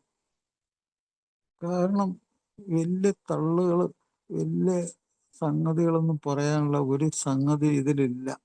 ഈ രോഗത്തിന്റെ ഉള്ളിൽ ഒരാൾക്കും വെറുതെ കയറി നിന്ന് വെറുതെ ഇങ്ങനെ വിടുവായത്തരം പറഞ്ഞിട്ട് ഒരു കാര്യമില്ല. അത് വെറും വിഡ്ഢിത്തരാണെന്നുള്ളത് പ്രോഗ്രാം അറ്റൻഡ് ചെയ്യുമ്പോൾ മനസ്സിലാവും. അറിയാത്ത കുറെ ആൾക്കാർ ഈ പ്രോഗ്രാമിൽ തന്നെ, ചില ആൾക്കാർ ആ മദ്യത്തിന്റെ അന്നത്തെ ലഹരി ഉണ്ടാക്കി കാര്യങ്ങളുടെ കഥ പറയുമ്പോൾ ആ ലഹരിക്കൊപ്പം യാത്ര ചെയ്യണമെന്ന് പോലും തോന്നിപ്പോ. അത്രമാത്രം ഇങ്ങനെ അവര് വലിയ ലെവലിലൊക്കെ തന്നെ കൂടിച്ചേരലുകള്, കുടിച്ച കഥകള് ഇതൊക്കെ പറയുകയൊക്കെ ചെയ്യും. അത് ചിലപ്പോഴൊക്കെ ഒരു ശരീരത്തിലും മനസ്സിലൊക്കെ മാറ്റങ്ങൾ ഉണ്ടാക്കും. ഒരു മെമ്മറി കൂടിയാണല്ലോ അതൊക്കെ വർക്കൗട്ട് ചെയ്യുന്നത്. ഈ മെമ്മറി നല്ലതും ആകാം, മോശപ്പെട്ടതും ആകാം.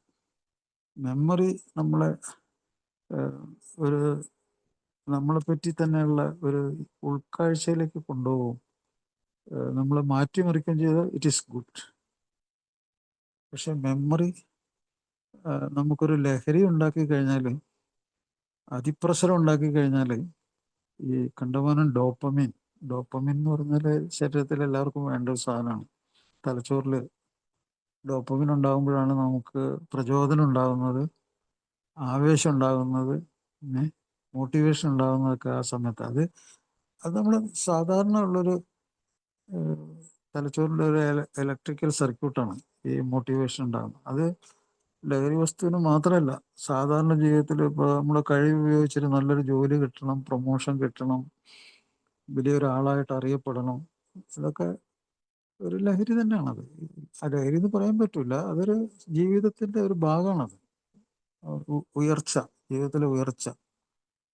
അപ്പോൾ അതേ വഴി കൂടി തന്നെയാണ് ലഹരി വസ്തു പ്രവർത്തിക്കുന്നത്. പക്ഷെ വേറെ സംഗതി വെച്ചാൽ, മറ്റേ സംഗതിയിൽ എവിടെയാണ് എനിക്ക് താളം പിഴയ്ക്കുന്നത്, എൻ്റെ മോട്ടിവേഷൻ എന്തൊക്കെ വേണം, എന്ത് പാടില്ല എന്ന് വേർതിരിച്ചറിയാനും പ്ലാനിങ്, പദ്ധതികളെ ആസൂത്രണം ചെയ്യാനുള്ള കഴിവ്, ജഡ്ജ് ചെയ്യാനുള്ള കഴിവ്, തീരുമാനിക്കാനുള്ള കഴിവ്, അതൊക്കെ നോർമൽ ബ്രെയിനിലുണ്ട്.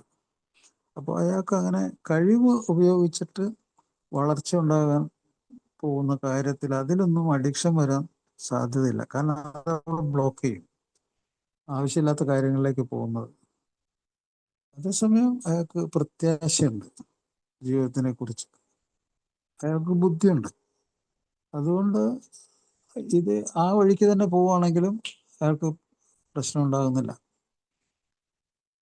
പക്ഷെ മദ്യാസക്ത രോഗിയായ ആൾക്ക്, അല്ലെങ്കിൽ ലഹരി വസ്തു ഉപയോഗിച്ച് രോഗിയായ ഒരാളിൽ എന്ത് പറ്റുന്ന വെച്ചാൽ തീരുമാനങ്ങൾ എടുക്കാനുള്ള കഴിവില്ല.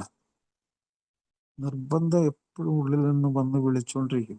മനസ്സിൻ്റെ വാതിലിലും നിർബന്ധം വന്ന് ഇങ്ങനെ മുട്ടി വിളിക്കും. ആർത്തി അതിന് ആവേശം കൂട്ടും. അതുപോലെ ഞാൻ പറഞ്ഞില്ലേ, വരുംവരായികൾ അതൊക്കെ പോവും. അപ്പോൾ അഡിക്ഷൻ വേറെ, സാധാരണയുള്ള കഴിവിൽ കൂടി നമ്മൾ മോട്ടിവേഷൻ, വിചാരിക്കുന്ന കാര്യങ്ങൾ നേടുന്നത് വേറെ. അപ്പം ഇത് ഞാൻ പറയുന്നത് വെച്ചാൽ, പല ആൾക്കും ഇങ്ങനെയുള്ള സംശയങ്ങളൊക്കെ ഉണ്ട്. ഈ അഡിക്ഷൻ എന്ന് പറഞ്ഞാൽ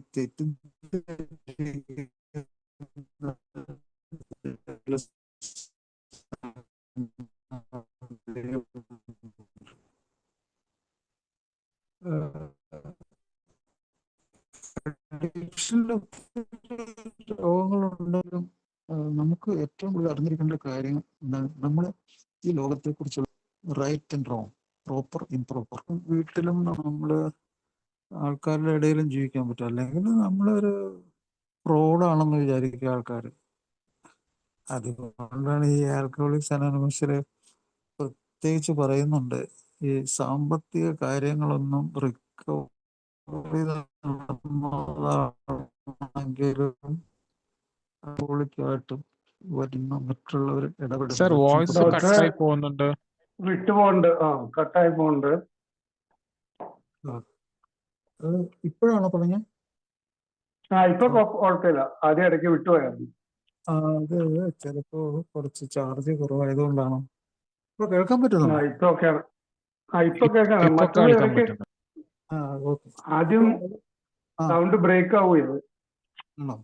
അപ്പൊ ഇതുകൊണ്ട് എന്താ റിയാലിറ്റി, നമ്മുടെ ജീവിതത്തെ സംബന്ധിച്ചുള്ള യാഥാർത്ഥ്യം, അതാണ് നമുക്ക് നോക്കേണ്ടത്. നമ്മൾ മറ്റുള്ള ആളുകളുടെ ഇടയിൽ, സമൂഹത്തിൻ്റെ ഇടയിൽ നമുക്ക് പരാജയം സംഭവിച്ചാൽ അത് നമ്മുടെ യാഥാർത്ഥ്യത്തിൽ അല്ലെന്നുള്ള ഒരു തോന്നലുണ്ടാക്കും. അത് നമ്മുടെ സത്യസന്ധതയ്ക്ക് വലിയ ഭംഗം വരുത്തും, നമ്മുടെ ജോലിയെ ബാധിക്കും, അത് റിലേഷനെ ബാധിക്കും, റിലേഷൻഷിപ്പ്. അപ്പോൾ ഹെൽത്ത് ബാധിക്കാതെ, ഹെൽത്തിനെ ബാധിക്കും. നമ്മൾ സ്ട്രെസ് ഉണ്ടാവും, ഫാമിലി പ്രോബ്ലം ഉണ്ടാവും. ഇതൊക്കെ നമുക്ക് ജീവിക്കാൻ പറ്റാത്തൊരവസ്ഥ ഉണ്ടാവും. ഇതാണ് നമ്മൾ ആൽക്കഹോളിസത്തിൻ്റെ ഏറ്റവും വലിയ പ്രശ്നം. അതുണ്ടാക്കുന്ന ഈ യാഥാർത്ഥ്യ ബോധത്തിൽ നിന്ന് അകന്നു പോകുന്ന കാര്യങ്ങൾ, ബന്ധങ്ങൾ അകന്നു പോകുന്ന കാര്യങ്ങൾ, ഇതൊക്കെയാണ് പ്രധാനമായിട്ടും നമ്മൾ മനസ്സിലാക്കേണ്ട കാര്യങ്ങൾ. ഇതിനെല്ലാത്തിനും ഒരു പരിഹാരമാണ്. കാരണം എങ്ങനെയാണ് ഈ ഈ ആളുകൾ ഇതൊക്കെ തുടങ്ങിയത് എവിടെ? നമ്മുടെ ഉള്ളിൽ, നമ്മളിലാണ്, മദ്യാസക്തനിലാണ് അത് തുടങ്ങിയത്. അത് തുടങ്ങിയിട്ട് നമ്മൾ രോഗിയായി മാറി ആ രോഗാവസ്ഥ കൂടെ ജീവിക്കുന്നവർക്ക് ഒരു രോഗഭാരം ഉണ്ടാക്കി. ഞാൻ പറയണം, ഒരു 10-20 വയസ്സ് അല്ലെങ്കിൽ 15-20 വയസ്സിനുള്ളിൽ ഒരു അച്ഛനമ്മമാരുടെ മകനോ മകളോ ആരെങ്കിലും ലഹരി ഉപയോഗിക്കുന്നു. അവർക്ക് ഇപ്പോൾ 40 വയസ്സായാലും ശരി, 50 വയസ്സായാലും ശരി, ആ അച്ഛനും അമ്മയും ജീവിക്കുന്നുണ്ടെങ്കിൽ അവരുടെ മനസ്സിൽ ആ രോഗഭാരം അപ്പോഴുണ്ട്. ഈ ലഹരി ഇവർ ഉപയോഗിക്കുന്നുണ്ടോ, അവരുടെ സ്വഭാവത്തിൽ മാറ്റമുണ്ടോ, അവർ അതിസൂക്ഷ്മതയോടുകൂടി അതൊക്കെ നിരീക്ഷിച്ചുകൊണ്ടിരിക്കും. അവരെങ്ങോട്ടെങ്കിലും പോകുമ്പോൾ പോലും അവർക്ക് ഭയമാണ് ഈ അച്ഛനും അമ്മയ്ക്ക്. എന്താണ് കാരണം? അവരുടെ ബ്രെയിൻ നോർമൽ സാധാരണ മനുഷ്യരാവരും. അപ്പോൾ ആ മനുഷ്യൻ ഭയപ്പെടുന്നത്, സങ്കടപ്പെടുന്നത് ഒക്കെ നോർമലാണത്. പക്ഷെ ഒരു കാര്യം, ഈ മകനെയോ ഈ മകളെയോ ഓർത്ത് ഒരു ഒരു ഭാരം, ഈ രോഗത്തെക്കുറിച്ച് ചിന്തിച്ച് ഉണ്ടാകുന്ന ഒരു ഭാരം, അത് ഡിപ്രഷനിലേക്ക് കൊണ്ടുപോകാം, അല്ലെങ്കിൽ സ്വഭാവ വൈകല്യങ്ങളിലേക്ക് കൊണ്ടുപോകാം, ആങ്സൈറ്റി, സ്ട്രെസ്സിലേക്ക് കൊണ്ടുപോകാം. അത് അവർക്ക് രോഗമുള്ള ആളാണെങ്കിൽ അവർ നേരത്തെ മരിച്ചു പോകാം. ഹാർട്ട് അറ്റാക്ക് വന്നിട്ട്, സ്ട്രെസ് വന്നിട്ട് അവർ മരിച്ചു പോകാം. ഒത്തിരി കാര്യങ്ങൾ അവരെ ബാധിക്കുന്നുണ്ട്. അപ്പൊ ഈ ഒരു ധാരണ ഒരു റിക്കവറിങ് ആൽക്കഹോളിക്കിന് വേണം. അതാണ് ഈ അലനോണ്ട് വെറുതെ ഒരു പ്രസംഗം കേട്ടിട്ട് മാത്രമല്ല, അവരുടെ ഉള്ളില് ഒരു ഉൾക്കാഴ്ചയായിട്ട് അതവരുടെ ഉള്ളിൽ വേണം. അവര് കൂടെ ജീവിച്ചവര് അവരോട് എങ്ങനെയായിരുന്നു, അവർ എന്ത് ചെയ്തു, എത്ര കടുങ്കൈയാണ് ചെയ്തത്, അത് ഏടെ ലിറ്ററേച്ചറിൽ ഭംഗിയായിട്ട് കൊടുക്കും. ഞങ്ങളോട് തന്നെയും ഞങ്ങളുടെ കുടുംബത്തോടും ഒരിക്കലും തീരാത്ത തെറ്റുകൾ ചെയ്തു. ആ സ്റ്റേറ്റ്മെന്റ് നമുക്ക് വായിക്കാൻ പറ്റും ഏടെ ലിറ്ററേച്ചറിൽ. വളരെ കറക്റ്റാണത്. അപ്പൊ ആ ഒരു കാര്യം കൂടി ഓർമ്മിക്കുന്ന ഒരു ആൽക്കഹോളിക്കിനാണ് ശരിക്കും പ്രോഗ്രാം വർക്കൗട്ട് ചെയ്യുള്ളൂ ശരിക്കും. അല്ലെങ്കിൽ അയാൾക്ക് ഇത് ഒരു ഒളിച്ചു നിന്ന് ചെയ്യാവുന്ന ഒരു പരിപാടിയായിട്ട് മാറും. അപ്പോൾ ഈ പ്രോഗ്രാമിൽ മാനസാന്തരം ഉണ്ടാകുന്നത് എങ്ങനെയൊക്കെയാണെന്ന് ചോദിച്ചാൽ, അത് ഞാൻ പല പ്രാവശ്യം പറഞ്ഞിട്ടുള്ളൊരു സംഗതിയാണെങ്കിൽ ഒന്നും കൂടി ആവർത്തിക്കാം. അയാൾ ഓണസ്റ്റി എന്നുള്ള സംഗതി, സത്യസന്ധത എന്താണെന്ന് പ്രോഗ്രാമിൽ വന്നിട്ട് തിരിച്ചറിയണം. അങ്ങനെയുള്ളൊരു ജീവിതം എന്താണെന്ന് അറിഞ്ഞിരിക്കണം. കാരണം അയാൾക്കിത് എപ്പോൾ വേണമെങ്കിലും, പ്രത്യേകിച്ച് ഈ ചെറിയ ചെറിയ ലഹരി സാധനങ്ങൾ കയ്യിൽ കൊണ്ടു നടക്കുന്നതൊന്നും അയാൾക്ക് എപ്പോൾ വേണമെങ്കിലും ഒളിച്ചു വെച്ച് ഒരായുഷ്കാലം മുഴുവനും അതിൻ്റെ ഉള്ളിൽ ജീവിക്കാം. അപ്പം അയാൾ സത്യസന്ധനാണെങ്കിൽ മാത്രമേ അയാളിൽ നിന്ന് തന്നെ രക്ഷപ്പെടുള്ളൂ, ആ രോഗാവസ്ഥയിൽ നിന്ന്. അത് വളരെ പ്രധാനമാണ്. പിന്നെ അയാൾ ഇവിടെ വരുന്നത് കൊണ്ട് അയാൾ ഇൻ്റലിജൻ്റ് ആവുന്നുണ്ട്. ഇപ്പോൾ മിക്കവാറും എല്ലാ ടെക്സ്റ്റ് ബുക്കിലും ലഹരി വസ്തുവിനെ കുറിച്ചുള്ള ടെക്സ്റ്റ് ബുക്കിൽ എഴുതിയ ഒരു പ്രധാന വാചകമാണ് ജനറൽ ഇൻ്റലിജൻസ്. പൊതുവായിട്ടുള്ള ആ ഒരു ബുദ്ധിശക്തിയുണ്ട് മനുഷ്യന്, വിദ്യാഭ്യാസത്തിന് അപ്പുറമുള്ളതാണ്. അത് സ്കൂളിൽ പോകണമെന്നൊന്നുമില്ല. സാമാന്യ യുക്തിയും ബുദ്ധിയൊക്കെ അത് നഷ്ടപ്പെടും. അഭ്യാസത്തെ രോഗത്തിൻ്റെ ഉള്ളിൽ ലഹരി ഉപയോഗിക്കുമ്പോൾ അത് ബ്രെയിനിലാണല്ലോ രോഗം. അപ്പോൾ അത് നഷ്ടപ്പെടും. അപ്പോൾ ആ ഇൻ്റലിജൻസ് നഷ്ടപ്പെടും. കാരണം ബ്രെയിൻ സെല്ലുകൾ നശിക്കും, ബ്രെയിൻ ചുരുങ്ങിപ്പോകും. അപ്പോൾ അത് സംഭവിക്കുമ്പോഴത്തേക്കും അയാളെ ജര ബാധിക്കും, അയാളുടെ ഓർമ്മശക്തി കുറഞ്ഞു പോകും. എപ്പോഴുള്ള കാര്യങ്ങൾ അയാൾക്ക് ഓർത്തിരിക്കാൻ പറ്റില്ല. അപ്പോൾ അത് വളരെ പ്രധാനമാണ്. അപ്പോൾ അയാൾക്ക് നേരത്തെയുള്ള ചികിത്സയിൽ കൂടി അയാൾക്ക് ഓണസ്റ്റ് ആകാൻ പറ്റും, അയാൾക്ക് ഇൻ്റലിജൻസ് റിക്കവറി ഉണ്ടാകാൻ പറ്റും. അതുപോലെ സെൽഫ് കെയർ, സ്വയം സംരക്ഷിക്കാൻ പറ്റും, സ്വയം മനസ്സിലാക്കാൻ പറ്റും. അതാണ് അയാളുടെ രസബോധത്തിന്റെ ഒരു അടിത്തറ അതാണ്. സ്വയം മനസ്സിലാക്കുക, സെൽഫ് കെയർ. മറ്റൊന്ന്, ഇന്നത്തെ ഒരു ദിവസം എന്നുള്ള ഈ പ്രോഗ്രാം, ഇന്നത്തെ ഒരു ദിവസം, അതാണ് ഈ തലച്ചോറിലെ ഇലക്ട്രിക്കൽ സർക്യൂട്ട് ഇൻ്റഗ്രേറ്റഡ് ആക്ഷൻ എന്ന് പറയും. ഇൻ്റഗ്രേറ്റഡ് ഒത്തിരി സർക്യൂട്ടുകളുണ്ട് തലച്ചോറിൻ്റെ ഈ മോൾ ഭാഗത്ത്. ഈ ഒരു കുട ഇങ്ങനെ നിവർത്തി വെച്ചേക്കണ പോലെ അതിൻ്റെ ഉള്ളിൽ നിന്ന് താഴേക്ക് ഇങ്ങനെ ലൂപ്പ് പോലെ ഞാന്ന് കിടക്കുന്ന ഒത്തിരി ഇലക്ട്രിക്കൽ സർക്യൂട്ടുകളുണ്ട്. ഓരോ ഭാഗത്തുണ്ട് ഓരോ സർക്യൂട്ട്. അത് ഇപ്പോൾ ഫ്രോണ്ടൽ ലോബ് എന്ന് പറഞ്ഞാൽ നമ്മുടെ സാമൂഹ്യ ബന്ധങ്ങൾ, നമ്മുടെ തിരിച്ചറിവുകളൊക്കെ അതാണ്. സ്നേഹം, ഇതൊക്കെ ഓർമ്മശക്തിയൊക്കെ അവിടെ ഉണ്ട്. അതുപോലെ ടെമ്പറൽ ലോബ് എന്ന് പറഞ്ഞാൽ അവിടെ നമ്മുടെ വികാരങ്ങൾ, ഭാഷ മനസ്സിലാക്കൽ, അതുപോലെ അവിടെ കേടുപറ്റിക്കഴിഞ്ഞാൽ ഭയം, അപസ്മാരം ഉണ്ടാകലൊക്കെ ഉണ്ടാവും. പിന്നെ പെറൈറ്റൽ ലോബ് എന്ന് പറഞ്ഞാൽ അത് നമ്മുടെ ഭാവന, കണക്കുകൂട്ടൽ, ഇമാജിനേഷൻ, ലാംഗ്വേജ്, സെൻസേഷൻ, നമ്മൾ ഓരോ സെൻസേഷൻ എത്തിച്ചേരുന്നൊക്കെ അവിടെയാണ്. അപ്പോൾ ഏറ്റവും ബാക്കിൽ നമ്മുടെ കാഴ്ച. ഇതെല്ലാം ചെന്ന് കഴിഞ്ഞിട്ടാണ് നമുക്കൊരു ലോകം ഉണ്ടാകുന്നത്. അതാണ് ബ്രെയിൻ. അപ്പം ഇവിടെയൊക്കെ മദ്യം പ്രവർത്തിച്ച് ഈ 10-25% കോശങ്ങൾ നശിച്ചു കഴിഞ്ഞാൽ പിന്നെ ചിലപ്പോൾ കുതിരവട്ടം, കുളമ്പറ പോലുള്ള സ്ഥലങ്ങളിൽ സെല്ലിൽ കിടക്കേണ്ടി വരും. കോശങ്ങൾ നശിച്ചു കഴിഞ്ഞാൽ ആൽക്കഹോളിക് ഡെമൻഷ്യ എന്ന് പറയും, ആൽക്കഹോളിക് സൈക്കോസിസ് എന്ന് പറയും. അതൊക്കെ അവിടെയൊക്കെ കിടക്കുന്നുണ്ട് ആൾക്കാർ. പക്ഷെ ഇത് നമ്മളിപ്പോൾ ഈ പ്രോഗ്രാമിൽ ഇതൊക്കെ പറയുമ്പോൾ ഇതൊന്നും മനസ്സിലാവില്ല. ഞാനതൊക്കെ കണ്ടിട്ടുണ്ട്. ഞാനൊരു വർഷം കുതിരവട്ട ആശുപത്രിയിലൊക്കെ ജോലി ചെയ്തിട്ടുണ്ട്. അവിടെ ഒരു നായ്ക്കൂട് പോലെയുള്ള ഒരു സെല്ലിൽ 5 ലഹരി വസ്തുക്കൾ ഉപയോഗിച്ചവർക്ക് അതിൻ്റെ ഉള്ളിൽ ഇങ്ങനെ ചുരുണ്ടുകൂടി നമ്മുടെ ഈ സൗദിയിലൊക്കെ സെല്ല് പോലെ അങ്ങനെ നിവരാൻ പറ്റില്ല. ഇത് നായ്ക്കൂട് പോലെ. അതിൻ്റെ ഉള്ളിൽ ഭക്ഷണം, മലമൂത്ര വിസർജ്യങ്ങളൊക്കെ ആയിട്ട് അവൻ കിടന്നു. അവൻ്റെ ബന്ധുക്കൾക്കൊക്കെ നല്ല സ്വത്തുക്കളൊക്കെ ഉണ്ട്. വലിയ കാറിലൊക്കെ അവർ അവനെ കാണാൻ വരുന്നതൊക്കെ. പക്ഷെ അവർ വന്ന് നിസ്സഹായരായിട്ട് ഇവനെ നോക്കി നിന്നിട്ട് പോവുമായിരുന്നു. അവൻ അതിൻ്റെ ഉള്ളിൽ കിടന്ന് മരിച്ചുപോയി. അപ്പോൾ അങ്ങനെയൊക്കെ മരിക്കുന്ന ധാരാളം ആൾക്കാരൊക്കെ ഉണ്ട് കേട്ടോ. അപ്പോൾ ഇതൊന്നും നമ്മളെ പ്രോഗ്രാമിലൊന്നും ആരും അറിയുന്നില്ല. അപ്പോൾ ഇത്ര ഭയങ്കര ഭീകരമായിട്ടുള്ളൊരു സൂക്കേടാണത്. അത് ന്യൂറോ സൈക്യാട്രിക് രോഗങ്ങൾ.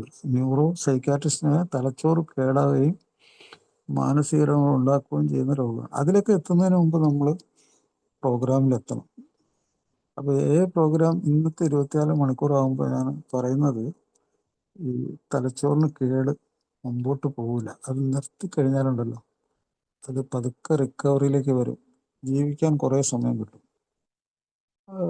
നമ്മുടെ ബുദ്ധിശക്തിയൊന്നും നശിച്ചു പോകാതെ ആവശ്യത്തിനുള്ള ബുദ്ധിശക്തിയോടും ജ്ഞാനത്തിൻ്റെ നിലവാരത്തിൽ ജീവിക്കാൻ പറ്റും.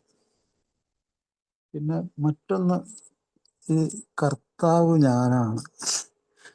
ആ ഒരു ചിന്ത തന്നെ ഭയങ്കര സംഭവമാണ്. കർത്താവ്, subject, I am the subject, ഞാനാണ് ഇതിൻ്റെ വിഷയം. ആ ഒരു ധാരണ ഉള്ളിൽ കയറിയ അവന് പിന്നെ ഒരിക്കലും പിഴയ്ക്കില്ല. ഭയങ്കര ഉൾക്കാഴ്ചയാണത്. ഇന്നത്തെ 24 മണിക്കൂറിൽ കിട്ടുന്ന ഏറ്റവും വലിയ ഉൾക്കാഴ്ച, ഞാനാണ് കർത്താവ്, എന്നിൽ നിന്നാണ് എല്ലാം തുടങ്ങുന്നത്. വിഷയം അതാണ്. അതിങ്ങനെ വേറെ വിഷയം അന്വേഷിച്ച് നടക്കേണ്ട കാര്യമില്ല. ഞാനാണ് മാറേണ്ടത്. അപ്പോൾ അത് വലിയൊരു സംഭവമാണ് ഈ 24 മണിക്കൂറിൽ കിട്ടുന്ന. മറ്റൊന്ന്, ഈ കർമ്മപരമായിട്ടുള്ള കാര്യങ്ങൾ, ഞാൻ എന്താണ് ചെയ്തത്. അപ്പോൾ ഇതുവരെ അയാൾ വിചാരിച്ചുകൊണ്ടിരിക്കുന്നത് അയാളല്ല ഉത്തരവാദി, അയാൾ കർത്താവുമല്ല. കർമ്മം മറ്റുള്ളവരിലേക്ക് ചെന്നെത്തിയ കർമ്മത്തിൻ്റെ ഉത്തരവാദി അയാളല്ല. ഇപ്പോൾ ഇതാണ് ഈ ചില ആൾക്കാർ പറഞ്ഞേക്കണത്, നിങ്ങൾ നിരീക്ഷിച്ച ആളും നിങ്ങൾ നിരീക്ഷകനും എന്നുള്ള വേറിട്ടില്ല, ഒന്നാണ്. അത് മനസ്സിലാക്കുമ്പോൾ എല്ലാം തീരും. പിന്നെ സമയം വേണ്ട, പെട്ടെന്ന് ഉൾക്കാഴ്ച കിട്ടും എന്നാ പറയുന്നത്. അപ്പൊ നമ്മള് ഈ പ്രോഗ്രാമിൽ ഇപ്പോൾ ഇത്രയും പറഞ്ഞ കാര്യങ്ങൾ 24 മണിക്കൂർ പ്രോഗ്രാം. പിന്നെ മറ്റൊന്ന് എളിമയോടുകൂടി മനസ്സിലാക്കാനുള്ളത്, ഇതൊരു റിലാക്സേഷൻ റിപ്പയർ വർക്കായിട്ട്, ശരീരത്തിനും മനസ്സിനും വേണ്ടിയുള്ളൊരു റിപ്പയർ വർക്കായിട്ട് കണക്കാക്കിയാൽ ഇതിൽ ലജ്ജിക്കാനൊന്നുമില്ല. അങ്ങനെ നമ്മൾ എന്തെല്ലാം രോഗത്തിന് അങ്ങനെ റിപ്പയർ വർക്ക് ചെയ്യുന്നു, ഏതൊക്കെ രോഗത്തിന് ചെയ്യുന്നു. ഇപ്പോൾ ഹാർട്ട് അറ്റാക്ക് വന്നാൽ നമ്മൾ സ്റ്റെൻറ്റ് വയ്ക്കുന്നില്ലേ, അവിടെ ഒരു മറ്റേ ആൻജിയോഗ്രാഫി ചെയ്തിട്ട് ആൻജിയോപ്ലാസ്റ്റി ചെയ്യുന്നില്ലേ, ബൈപ്പാസ് ചെയ്യുന്നില്ലേ. അപ്പോൾ അതൊക്കെ അങ്ങനത്തെ പരിപാടി ട്രീറ്റ്മെൻ്റ് ആണ് അതൊക്കെ. അതിൽ ലജ്ജിക്കാനൊന്നുമില്ല. അതുപോലെ തന്നെയാണ് ഇത് ഈ പ്രശ്നം, ഇതൊരു റിപ്പയർ വർക്കാണത്. പിന്നെ ഇപ്പോഴത്തെ ഡീപ്പ് ബ്രെയിൻ സ്റ്റിമുലേഷൻ, തലച്ചോറ് ഈ ഡി അഡിക്ഷൻ സെൻ്ററിൽ കൊണ്ടുപോയിട്ടും പല ഡോക്ടർമാരെ ചികിത്സിച്ചിട്ടും മരുന്ന് കഴിച്ചിട്ടും അഡിക്ഷൻ മാറുന്നില്ലെങ്കിൽ അവസാനത്തെ ട്രീറ്റ്മെൻ്റാണ് ഡീപ്പ് ബ്രെയിൻ സ്റ്റിമുലേഷൻ. 10-16 ലക്ഷം രൂപയൊക്കെ ആവും. തലച്ചോറിൻ്റെ ഉള്ളിൽ കൂടി നേരിയ ഇലക്ട്രോഡ് കടത്തി അത് ലൊക്കേറ്റ് ചെയ്ത്, ഈ ഞാൻ പറഞ്ഞല്ലോ ബ്രെയിൻ പല സ്ഥലത്ത് ഇങ്ങനെ ലൂപ്പുകളായിട്ട് ഇലക്ട്രിക്കൽ സർക്യൂട്ട് ഉണ്ട്. അവിടെ ഇലക്ട്രിസിറ്റി കടത്തി വിട്ട് ബ്രെയിനിനെ നിലനിർത്തി കഴിഞ്ഞാലുണ്ടല്ലോ, അതിൻ്റെ പ്രവർത്തനം നിലനിർത്തിയാൽ മാറ്റം വരും. അഡിക്ഷൻ മാറിയിട്ടുണ്ട്. പക്ഷെ അത് എല്ലാവർക്കും സാധിക്കുന്ന കാര്യമൊന്നുമല്ല. അതാണ് ലേറ്റസ്റ്റ് ചികിത്സ. പിന്നെ ബ്രെയിൻ മാറ്റി വയ്ക്കാനൊന്നും ഒരു കാലത്ത് സാധിക്കും തോന്നുന്നില്ല. അങ്ങനത്തെ ഒരു സംഗതി അല്ല അത്. അപ്പോൾ ഒരിക്കൽ കൂടി ഈ പ്രോഗ്രാമിൽ എന്നെ കേട്ട എല്ലാവർക്കും നന്ദി പറയുന്നു. Thank you.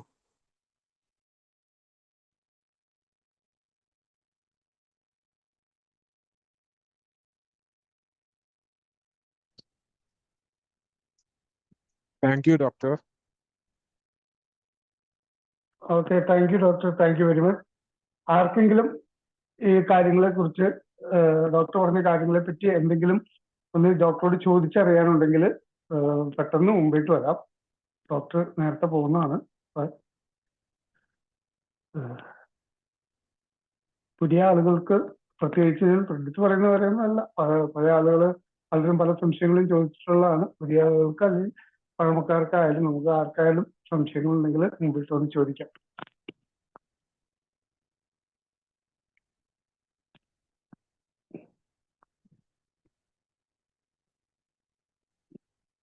ഞാൻ ഒരു കാര്യം പറയട്ടെ ഇവരോടൊക്കെ, പുതിയ ആൾക്കാരോട്. ഇപ്പോൾ ഞാൻ ഇതൊരു വലിയൊരു ഉപദേശത്തിൻ്റെ രൂപത്തിലോ വലിയ അത് ഞാൻ വലിയ ആളാണെന്നുള്ള രീതിയിലോ ഞാൻ പറയുന്നൊരു സംഗതിയല്ല. ഇപ്പോൾ ഇതിന് അനുകൂലമായിട്ടുള്ള ഒരു പാരമ്പര്യം, ഇതിപ്പോൾ ഒരു പാരമ്പര്യ രോഗമാണ്. അതിൻ്റെ ഒരു സ്ക്രിപ്റ്റ് ഉണ്ട്. അതിനാണ് നമ്മൾ ഹെറിഡിറ്ററി എന്ന് പറയും. ഹെറിഡിറ്ററി ജന്മ പാരമ്പര്യം, ഹെറിഡിറ്ററി സ്ക്രിപ്റ്റ്. അപ്പോൾ അതൊക്കെ എനിക്കുണ്ടായിട്ടുണ്ട്, അങ്ങനത്തെ ഒരു പാരമ്പര്യമൊക്കെ. അതിലൊക്കെ പെട്ട് കഴിഞ്ഞാൽ നമ്മൾ ഒരു 40-50% ഇതിൻ്റെ ഉള്ളിൽ അകപ്പെട്ടു പോകും, അപ്പോൾ പാരമ്പര്യമുള്ളവർക്കൊക്കെ. അപ്പോൾ അങ്ങനെ പാരമ്പര്യം ഉണ്ടായിട്ടുണ്ട്. നമ്മൾ ഇതിലൊക്കെ വീണു പോകേണ്ട ആളായിരുന്നു വാസ്തവത്തിൽ. നമ്മുടെ ഒത്തിരി സുഹൃത്തുക്കളൊക്കെ അങ്ങനെ മരിച്ചിട്ടുണ്ട്, സ്വന്തക്കാർ മരിച്ചിട്ടുണ്ട്. അപ്പോൾ അതുകൊണ്ട് അങ്ങനത്തെ ഒരു നമ്മളെല്ലാത്തിനും അതീതനാണെന്നുള്ള അങ്ങനെയുള്ള ഉപദേശമൊന്നുമല്ല. ഇതിപ്പോൾ ഈ പ്രോഗ്രാമിൽ കൂടി രക്ഷപ്പെട്ട ഒരാൾ വേറൊരാളെ രക്ഷപ്പെടുത്തുമ്പോഴും ആ സമീപനം തന്നെ വേണം. എന്താണ്, ഞാനൊരു വലിയ ഒരു ഇതിൻ്റെ മുകളിൽ കയറി നിന്നിട്ട് ഒരു പ്രഭാഷണം നടത്തുമല്ല. നമ്മുടെ ഒരു അറിവിൻ്റെയും നമ്മൾ കണ്ടിട്ടുള്ള ആളുകളുടെയും നമ്മുടെ സ്വന്തക്കാരിലും ആളുകൾക്കൊക്കെയുള്ള അനുഭവങ്ങളുടെയും അതിൻ്റെ ആ ചരിത്രത്തിൽ നിന്നുകൊണ്ടാണ് സംസാരിക്കുന്നത്. അല്ലാതെ ഒരു പള്ളിയിൽ അച്ഛനോ ഒരു ഗുരു ഉപദേശിക്കുന്ന പോലെ ഉപദേശമല്ല. ഇത് ശാസ്ത്രീയമായിട്ടുള്ള ഒരു സംഗതി. നമ്മുടെ ക്ലിനിക്കൽ അനുഭവങ്ങൾ, രോഗിയെ പരിശോധിച്ച് ഉള്ള ക്ലിനിക്കൽ പരിശോധനയിലുള്ള അനുഭവങ്ങൾ, അതിൻ്റെ അടിസ്ഥാനത്തിലാണ് സംസാരിക്കുന്നത്. അത് ആദ്യം മനസ്സിലാക്കണം. ഒരു വിട്ടുനിന്ന് രക്ഷപ്പെടുന്നൊരു സുഹൃത്ത് മറ്റൊരാളെ സമീപിക്കുമ്പോൾ ഇതേ സമീപനം തന്നെ വേണം. അയാൾ കുറച്ചുകൂടി എളിമയും ഇതേപ്പറ്റി അറിയാവുന്ന ഒരാളായിട്ട് അനുഭവം കൊണ്ടോ ബന്ധങ്ങൾ കൊണ്ടോ ഇത് അറിവുള്ള ഒരാളായിട്ട് വേണം. അല്ലാതെ ഒരു ഉപദേശകനായിട്ട് ഇതിനെ സമീപിച്ചു കഴിഞ്ഞാൽ ആരും ഈ ചികിത്സയ്ക്ക് നിന്നവരില്ല. താങ്ക് യു ഡോക്ടറെ. ഡോക്ടറെ ഞാനൊരു സംശയമില്ല എങ്കിലും ഡോക്ടർ കുറച്ച് മുമ്പ് പറഞ്ഞല്ലോ, എന്റെ ബുദ്ധിശക്തി കൊണ്ട് മദ്യാസക്തി രോഗത്തിൽ നിന്നും, അതായത് ഞാനൊരു സാധാരണ എല്ലാവരും നമ്മൾ പറയില്ലേ, ഞാനാണ് ഒരു മദ്യാസക്തി, ഞാൻ കള്ളുകൂടിയതെന്ന് ഏറ്റവും അവസാനം തിരിച്ചറിഞ്ഞ ഞാനാണ്. അപ്പൊ നമ്മുടെ ബുദ്ധിശക്തി കൊണ്ട് നമ്മളിത് റിക്കവർ ചെയ്ത് കയറി വരാൻ പലരും ശ്രമിക്കും. എനിക്കതിന് പറ്റുന്ന കാര്യം എനിക്കും അത് സാധിക്കില്ല എന്ന് മനസ്സിലായത് കൂട്ടായ്മയിൽ വന്ന് കുറച്ച് കഴിഞ്ഞാണ്. കാരണം ചിലപ്പോൾ ഡോക്ടർ പറയാറുണ്ട് ഇടയ്ക്ക് 100 ഒരാൾക്ക് പറ്റുമായിരിക്കും. അതിനെപ്പറ്റി ഒന്നും കൂടെ ഒന്ന് വിശദീകരിക്കാമോ ഡോക്ടർ? ശരി. അത് എന്താന്ന് വെച്ചാല്, ഇപ്പോ ഒരാളുടെ ഉള്ളില് പലതരം ചിന്തകൾ അയാളുടെ ഉള്ളില് അയാൾ സൂക്ഷിച്ചു വെച്ചിട്ടുണ്ട്. പ്രത്യേകിച്ചും വൈകാരികമായ ചിന്തകൾ നമ്മള് മനസ്സിനെ എക്കാലത്തേക്കും അത് മറക്കാതെ അവിടെ കിടക്കും. വൈകാരികമായ ചിന്തകൾ, വൈകാരികമായിട്ടുള്ള അനുഭവങ്ങൾ, ചിലപ്പോൾ ഒറ്റപ്പെട്ടു പോയി എല്ലാവരാലും ഉപേക്ഷിക്കപ്പെട്ട അവസ്ഥകൾ, അങ്ങനത്തെ അവസ്ഥകളൊക്കെ നമ്മൾ മനസ്സിൽ ഇങ്ങനെ കിടക്കും. അത് വൈകാരികത ഉണ്ട്, അത് നമുക്ക് മറക്കാനും പറ്റില്ല ഇങ്ങനെയുള്ള സംഗതികൾ. അപ്പോൾ ഒരാൾക്ക് ഒരു വിലപ്പെട്ട വിവരമാണ് കിട്ടുന്നത്. അതിൻ്റെ സംഗതി മറ്റൊരാൾ ഇതുപോലെ അനുഭവിച്ചു കാര്യങ്ങൾ, ഇതേപോലെ തന്നെ അയാൾക്ക് അനുഭവം ഉണ്ടായി, അയാള് ഇങ്ങനെ ഇത് മനസ്സിലാക്കിയപ്പോൾ അയാൾ രക്ഷപ്പെട്ടു എന്ന് പറയുന്ന സംഗതി, ആ കാര്യത്തെപ്പറ്റി ഇയാൾ ഒരിക്കലും ജീവിതത്തിൽ ആലോചിച്ചിട്ടുണ്ടാവില്ല. അയാൾ സിംപ്ലി ലഹരി സാധാരണ ഉപയോഗിച്ചു, അതിൻ്റെ ഉള്ളിൽ സൈക്ലിക്കലായിട്ട് ഇങ്ങനെ തിരിഞ്ഞു കളിച്ചു, അയാളുടെ ശരീരം വഴങ്ങി, മനസ്സ് വഴങ്ങി, അയാൾ അവസാനം ഒരു അടിമയായി. അത്ര അയാൾക്ക് അറിയാവുള്ളൂ. പക്ഷെ ഇതൊരു രോഗമാണെന്നും അതിലിങ്ങനെയാണ് കയറിപ്പറ്റിയെന്ന് മനസ്സിലാക്കുമ്പോൾ ആ ലേണിങ്, ആ ഒരു പഠനം അയാളെ സംബന്ധിച്ച് വലിയൊരു തിരിച്ചറിവാണ്. ഒരല്പം ബുദ്ധിശക്തി ഉണ്ടെങ്കിൽ അത് പെട്ടെന്ന് കയറിപ്പറ്റും.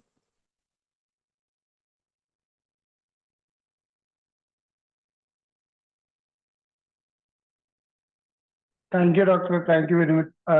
അടുത്ത ആർക്കെങ്കിലും നിങ്ങൾക്ക് ഇതിൽ സംശയങ്ങളോ അല്ലെങ്കിൽ നമുക്കൊരു ചർച്ച പോലെ മുമ്പിട്ട് കൊണ്ടുപോകാം. നമുക്ക് മുമ്പിട്ട് വരിക.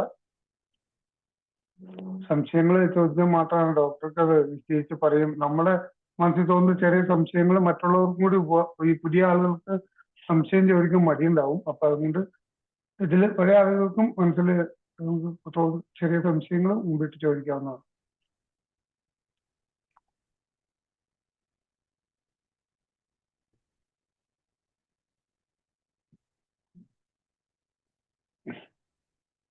ആർക്കും സംശയങ്ങളൊന്നുമില്ല?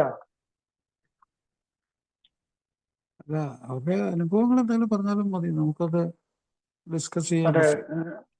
അതെ, ജീവിതത്തിൽ നിങ്ങൾക്കുണ്ടായ ഒരു അനുഭവങ്ങൾ പറയുമ്പോൾ ഡോക്ടറിന് ഒരു ഡോക്ടറുടെ ഭാഗത്തുനിന്നുള്ള ഒരു മറുപടി അല്ലെങ്കിൽ ഡോക്ടറിന് ഒന്ന് എക്സ്പ്ലെയിൻ ചെയ്യാൻ സാധിക്കും. ഒരു ഷെയറിംഗ് പോലെ ആയാലും നിങ്ങൾക്ക് മുമ്പിട്ട് വന്ന് നിങ്ങളുടെ അനുഭവങ്ങൾ പറയാം. Good evening doctor. ഹലോ, എന്റെ പേര് അരുൺ എന്നാണ്. എന്റെ ഒരു അമിത മദ്യപാന രോഗിയാണ്. ഹായ്. 1 വർഷവും 6 മാസമായിട്ട് മദ്യപാനത്തിൽ നിന്ന് പൂർണ്ണമായിട്ട് ഒഴിഞ്ഞു നിൽക്കുന്നു, മറ്റു ലഹരി വസ്തുക്കളിൽ നിന്ന് പൂർണ്ണമായിട്ട് ഒഴിഞ്ഞു നിൽക്കുന്നു. ലൈഫ് വളരെ സന്തോഷപൂർവ്വം മുന്നോട്ട് പോകുന്നു. ഞാനിപ്പോ എക്സ്പീരിയൻസ് താങ്ക്സ്. ഇപ്പോഴാണ് ഞാൻ കൂടുതൽ നമ്മൾ ചെയ്ത കാര്യങ്ങളെ കുറിച്ചൊക്കെ എനിക്ക് അങ്ങനത്തെ കാര്യങ്ങൾ ഓർമ്മ വരുന്നത്, എന്തൊക്കെയാണ് ചെയ്തതെന്നുള്ള കാര്യങ്ങൾ. അതിൽ നിന്നൊന്നും ശരിക്കും അത് പെട്ടെന്ന് നമ്മളൊരു ഡെസ്പാക്കി പോവാ. അതായത് നമ്മളൊരു പോസിറ്റീവായിട്ട് നിൽക്കുന്ന സമയത്ത് നമ്മൾ മുമ്പ് ചെയ്തിട്ടുള്ള കാര്യങ്ങള്, അയ്യോ ഞാൻ ഇങ്ങനെ ചെയ്തു പോയല്ലോ. അപ്പൊ അങ്ങനത്തെ ഒരു സിറ്റുവേഷനിൽ നിന്ന് എങ്ങനെ റിക്കവർ ചെയ്യാൻ പറ്റും എന്നുള്ള കാര്യം സാറിന്റെ ഒരു എക്സ്പീരിയൻസിൽ നിന്ന് ഒന്ന് പറയും. ശരിയാണ്. അതിപ്പോ ഇതെങ്ങനെയാന്ന് വെച്ചാല്, ഞാൻ തുടക്കം മുതൽ പറഞ്ഞത്, ഈ രോഗം സ്റ്റാർട്ട് ചെയ്യുന്ന ബ്രെയിനാണ് നമ്മുടെ ജ്ഞാനത്തിന്റെ ഉറവിടം. നമുക്ക് ഈ ഭൂമിയിൽ കിട്ടുന്ന എല്ലാ അറിവുകളും നമ്മൾ ജനിക്കുന്നതിന് മുമ്പ് തന്നെ, നമ്മൾ ഉദരത്തിൽ കിടക്കുന്ന സമയത്ത് തന്നെ നമുക്ക് ബ്രെയിൻ ഇപ്പൊ അമ്മയുടെ ഈ യൂട്രസില് ഈ ഗർഭപാത്രത്തില് ഇത് ചവിട്ടുന്നു, ഇളകി കളിക്കുന്നു, അത് പാട്ട് കേൾക്കുന്നു, അത് ഇഷ്ടപ്പെട്ട ചലനങ്ങൾ ഉണ്ടാക്കുന്നു. ഇതൊക്കെ ഇപ്പോൾ കണ്ടുപിടിച്ചിട്ടുണ്ട്. നമ്മുടെ അൾട്രാസൗണ്ട് ഒക്കെ സ്റ്റഡി നടക്കുമ്പോഴത്തേക്ക് അതൊക്കെ മനസ്സിലാവുന്നു. അത് പലതരം പഠനങ്ങൾ നടന്നിട്ടുണ്ട് അതിൽ. അപ്പോൾ ഈ ഗർഭപാത്രത്തിൽ കിടക്കുമ്പോൾ പോലും നമ്മുടെ ബ്രെയിനിൽ, ഈ കുട്ടിയുടെ ബ്രെയിനിൽ പല സംഗതികളും സ്വീകരിക്കാനുള്ള സംഗതികൾ ഉണ്ട് ആ സൗണ്ടിൽ കൂടിയൊക്കെ. അപ്പോൾ ഈ ബ്രെയിൻ ഇങ്ങനെ വളർന്നു വലുതാവുമ്പോൾ അത് ഈ സെൻസേഷൻ, അതായത് പുറത്തു നിന്നുള്ള സെൻസേഷൻ, ആ സെൻസേഷൻ എന്തിനെ കുറിച്ചുള്ളതാണ്? അത് നമുക്കറിയാലോ, കാഴ്ച, കേൾവി, ഗന്ധം, രുചി, ചൂട്, തണുപ്പ്, സ്പർശനം എല്ലാം തന്നെ. ഇത് ലോകമായിട്ട് നമുക്കൊരു കണക്ഷൻ വേണമെങ്കിൽ ഇതൊക്കെ നമുക്ക് വേണം, നോർമലായിട്ട് വേണം. ഒരു നോർമൽ ബ്രെയിൻ നമുക്ക് വേണം. അപ്പോൾ ആ സർക്യൂട്ട് അങ്ങനെ വലുതായി നമ്മൾ വളർന്ന് വലുതായി വരുവാണ്. ഇപ്പൊ ഇങ്ങനെ ഈ വളർന്ന് വലുതാവുന്ന അവസ്ഥയിൽ തന്നെ ഒരു പ്രശ്നമുണ്ട്. നമ്മൾ ഈ കൗമാര പ്രായത്തിലും യുവത്വത്തിലേക്ക് എത്തുന്നതിന് മുമ്പ് തന്നെ ചില കുട്ടികളിൽ ഈ കുട്ടിത്വം, ശിശുത്വം, അല്ലെങ്കിൽ ഒരു ബാല്യം, അത് അങ്ങനെ തങ്ങി നിൽക്കും. അത് വളർച്ച മെച്യൂർ ആവില്ല. അവന് 20 വയസ്സായാലും അവന് ചെറിയ കുട്ടിയെ പോലെ ഇമ്മച്യൂർ ആയിട്ടുള്ള ബ്രെയിൻ ഉണ്ടാവും. അപ്പൊ അതിൻ്റെ അർത്ഥം വെച്ചാൽ ഈ ലോകം ശരിക്കും ഉള്ളിലേക്ക് എത്തിയിട്ടില്ല. എങ്ങനെ? മാനസികമായ ഒരു തലത്തിൽ, അല്ലെങ്കിൽ അനുഭവങ്ങളുടെ തലത്തിൽ. ഇപ്പൊ വൈകാരികമായിട്ടുള്ള അവസ്ഥയിൽ ഇപ്പൊ ഈ ഭയം, സങ്കടം, ദേഷ്യം, സന്തോഷങ്ങൾ, അങ്ങനെ പറയുന്ന വൈകാരികതയൊക്കെ ശരിക്കും മനസ്സിലാക്കിയിട്ടില്ല. ഈ വൈകാരികത നെഗറ്റീവാണോ പോസിറ്റീവാണോ, അത് എന്നെ എങ്ങനെ രക്ഷിക്കും, എനിക്ക് എന്ത് ഉപദ്രവം ഉണ്ടാക്കും, ഇങ്ങനെയുള്ള ചിന്തകളൊന്നും ആലോചനകളൊന്നും മനസ്സിലില്ലാതെ ചിലപ്പോൾ സമ്പന്ന കുടുംബത്തിലെ കുട്ടികളൊക്കെ അങ്ങനെ വളരും. കാരണം അവർക്ക് വിശക്കുമ്പോൾ കരയേണ്ട ആവശ്യമില്ല, അവർക്ക് എല്ലാ സംഗതികളും അവർക്ക് അടുത്തുണ്ട്, അവരങ്ങനെ. നേരെ വിളിച്ച് ഒരു ദാരിദ്ര്യം ഉള്ള ഒരു കുടുംബത്തിലെ കുട്ടിയാണെങ്കിൽ വിശക്കുമ്പോൾ ഭയങ്കര കരച്ചില്, അച്ഛനും അമ്മയൊക്കെ ശല്യപ്പെടുത്തും. അങ്ങനത്തെ ഒരു ഇതുണ്ട്. അപ്പൊ അത് ആ പക്വത, വിശക്കുമ്പോൾ കരയുന്നു, വിശക്കുന്നുണ്ട്, അപ്പോൾ വിശന്നാൽ ഭക്ഷണം വേണം, ഇതൊരു അറിവാണ്. അപ്പോൾ ഈ ഭക്ഷണം കിട്ടാതായാൽ അച്ഛനും അമ്മയും എന്താ ചെയ്യണം? അവര് ജോലിക്ക് പോകുന്നുണ്ട്, ആ ജോലി ചെയ്ത് കഷ്ടപ്പെട്ട് ഭക്ഷണം കൊണ്ടുവരുന്നുണ്ട്, അതാണ് കഴിക്കുന്നത്. ഈ കുട്ടി അപ്പോൾ ഇപ്പോൾ പക്വത ഇല്ലാത്ത കുട്ടിയല്ല, പക്വതയുള്ള കുട്ടിയായി മാറുന്നു, അനുഭവങ്ങളുമുണ്ട്. അപ്പൊ ഇങ്ങനെ നമ്മൾ മെച്യൂരിറ്റി, നമ്മളൊരു പക്വത ആർജിക്കുന്ന ഒരു സംഗതി ഉണ്ട്. ഞാൻ പറയുന്നത് കേൾക്കുന്നുണ്ടോ? കേൾക്കാം ഡോക്ടർ, കേൾക്കാം. കേൾക്കാം. അപ്പൊ അങ്ങനെ പക്വത ആർജിക്കുക എന്നുള്ളത് ഒരു സംഗതിയാണ്. പക്ഷെ ചില കുട്ടികളിൽ ഈ നിയോട്ടോണി എന്ന് പറഞ്ഞാല് ദീർഘമായിട്ടുള്ള ഒരു ബാല്യം അല്ലെങ്കിൽ കൗമാരം അങ്ങനെ നിൽക്കുക, പ്രായപൂർത്തിയായിട്ട് അതങ്ങനെ നിൽക്കുകയാണ്, മെച്യൂരിറ്റി ആയിട്ടില്ല. അത് ഈ ലോകം നമ്മളിൽ ഉണ്ടാക്കുന്ന ഇമോഷൻസ്, ചുറ്റുപാടുകൾ, നമ്മുടെ സാമൂഹികമായിട്ട് അതുമായിട്ട് ബന്ധപ്പെട്ട നമ്മുടെ ചലനങ്ങൾ, തിരിച്ചറിവ്, നമ്മളെ തന്നെ കെയർ ചെയ്യുന്നത്, ഇതിലൊക്കെ വ്യത്യാസം വന്നുകൊണ്ടിരിക്കും. അപ്പൊ ഈ പക്വതയില്ലായ്മ കൂടിപ്പോയി കഴിഞ്ഞാൽ നമുക്ക് ജനറൽ ഇന്റലിജൻസ്, നമ്മുടെ ജീവിതത്തെക്കുറിച്ചുള്ള ജനറൽ ഇന്റലിജൻസ് ഒക്കെ കുറഞ്ഞു പോകും.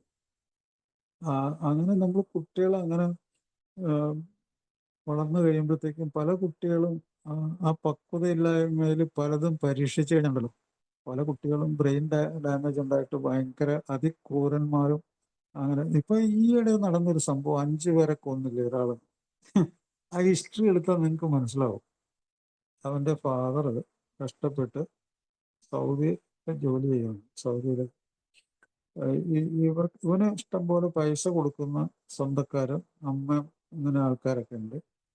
അപ്പോൾ ഇവന് ഒരു അമിതമായ ഒരു സന്തോഷത്തിന്റെ അടിച്ചുപൊളിയുടെ ജീവിതത്തിലാണ് കഴിഞ്ഞു പോയത്. അപ്പൊ ഇവനൊരു, എൻ്റെ അഭിപ്രായത്തിൽ ഇമ്മച്വർ ആയിട്ടുള്ള ബ്രെയിനാണ് അവന്. മനുഷ്യബന്ധങ്ങളോ ഇതോ ഒന്നും അറിയാൻ പാടില്ലാത്ത ഈ ഒരു സന്തോഷത്തിന്റെ എക്സ്റ്റസിയിലാണ് അവൻ ജീവിച്ചത്. അപ്പൊ അവനത് നടപ്പിലാകാതെ വന്നപ്പോഴത്തേക്കും പലതരം എന്താ ഫ്രോഡ് പരിപാടികളൊക്കെ നടത്തി. അത് കൂടാതെ അവന്റെ ഇമോഷൻസിനെ കൺട്രോൾ ചെയ്യാൻ പോലും അവന് പറ്റാതെ, അവരൊക്കെ അവന് വേണ്ടപ്പെട്ടവരാണ്, പക്ഷെ അവന്റെ കാര്യസാധ്യത്തിന് അവർ വഴങ്ങുന്നില്ല എന്ന് പറഞ്ഞ് അവൻ എല്ലാവരും കൊന്നു. അത് ഭയങ്കര എക്സാമ്പിളാണ് ഈ പറഞ്ഞ അവസ്ഥയ്ക്ക്. അപ്പൊ ഈ ഇന്നത്തെ പല കുട്ടികളും പല ആൾക്കാരും മൾട്ടിപ്പിൾ ലഹരി വസ്തുക്കളിൽ ചെന്നിട്ട് ഈ കൊലപാതകമൊക്കെ നടക്കുന്നത് അതുകൊണ്ടാണ്. അതൊരു സർക്യൂട്ടാണ്, സൈക്ലിക്കലായിട്ടുള്ള സംഗതിയാണത്. അപ്പൊ നമ്മൾ ഈ പ്രോഗ്രാം ഉണ്ടല്ലോ, ഈ പ്രോഗ്രാം വളരെയധികം ഉപകാരം ചെയ്യും ഈ കാര്യത്തിലൊക്കെ. തിരിച്ചറിവ് നല്ല രീതിയിൽ കൊടുക്കും. ഇത് നേരത്തെ തന്നെ, എത്രയും നേരത്തെ തന്നെ നമ്മൾ ഈ പ്രോഗ്രാമിലേക്കുള്ള ആൾക്കാർ എത്തിക്കണം. ഇവിടെ അത് സാധ്യമാണ് എന്നവരോട് പറയണം. അവരുടെ തിരിച്ചറിവ് അനുസരിച്ച് ഇത് സാധ്യതയുള്ള സംഗതിയാണ്.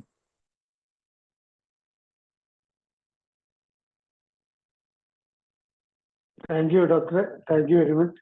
അടുത്ത് നിങ്ങളുടെ ജീവിതത്തിൽ ഒരു കാര്യം. Thank you. സുഹൃത്തുക്കളെ, മദ്യാസക്ത രോഗിയാണ്. ദൈവകൃപയാലും കൂട്ടായ്മയിലൂടെ സഞ്ചരിക്കുന്നതിനാലും ഇന്നേ ദിവസം മദ്യപിച്ചിട്ടില്ല. എൻ്റെ പേര് ജോസ്. എല്ലാവർക്കും ഒരു ഹായ്.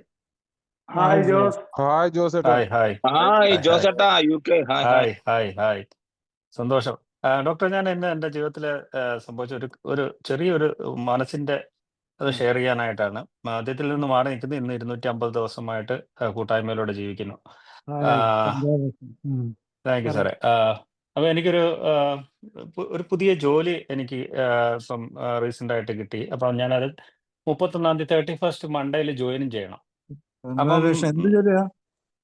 ഞാൻ ഈ UK NHS ക്ലിനിക്കൽ സപ്പോർട്ട് വർക്കറായിട്ട്. Very good, very good, very good. അവിടെ എല്ലാ കാര്യത്തിലും വളർച്ചയ്ക്ക് വികാസത്തിനും വളരെയധികം സാധ്യതയുള്ള സ്ഥലമാണ് NHS. ഞാൻ എൻ്റെ ഏറ്റവും വലിയൊരു എന്താ പറയാ അഭിനന്ദനം. കാരണം വെച്ച് കഴിഞ്ഞാൽ NHSനെ പറ്റി ഞാൻ കൂടുതൽ വായിച്ച് പഠിച്ചിട്ടുണ്ട്. അവിടെ ജോലി ചെയ്യുന്ന പല ആൾക്കാരും എനിക്കറിയാം. അത് തന്നെയല്ല, അത് സ്വന്തമായിട്ട് വളർച്ചയ്ക്ക് ഭയങ്കര ഹെൽപ്ഫുൾ ആണത് NHS. അതെ, താങ്ക് യു സാർ. കാരണം താങ്ക് യു. ഞാൻ കേട്ടിട്ടുണ്ട് ഇങ്ങനെ നമുക്ക് ഓരോ ഡിഫറെന്റ് ആയിട്ട് കോഴ്സുകളൊക്കെ ചെയ്ത് നമുക്ക് മുമ്പോട്ട് നമുക്ക് കയറിപ്പോകാനൊക്കെ ചാൻസുകൾ ഉണ്ടെന്ന്.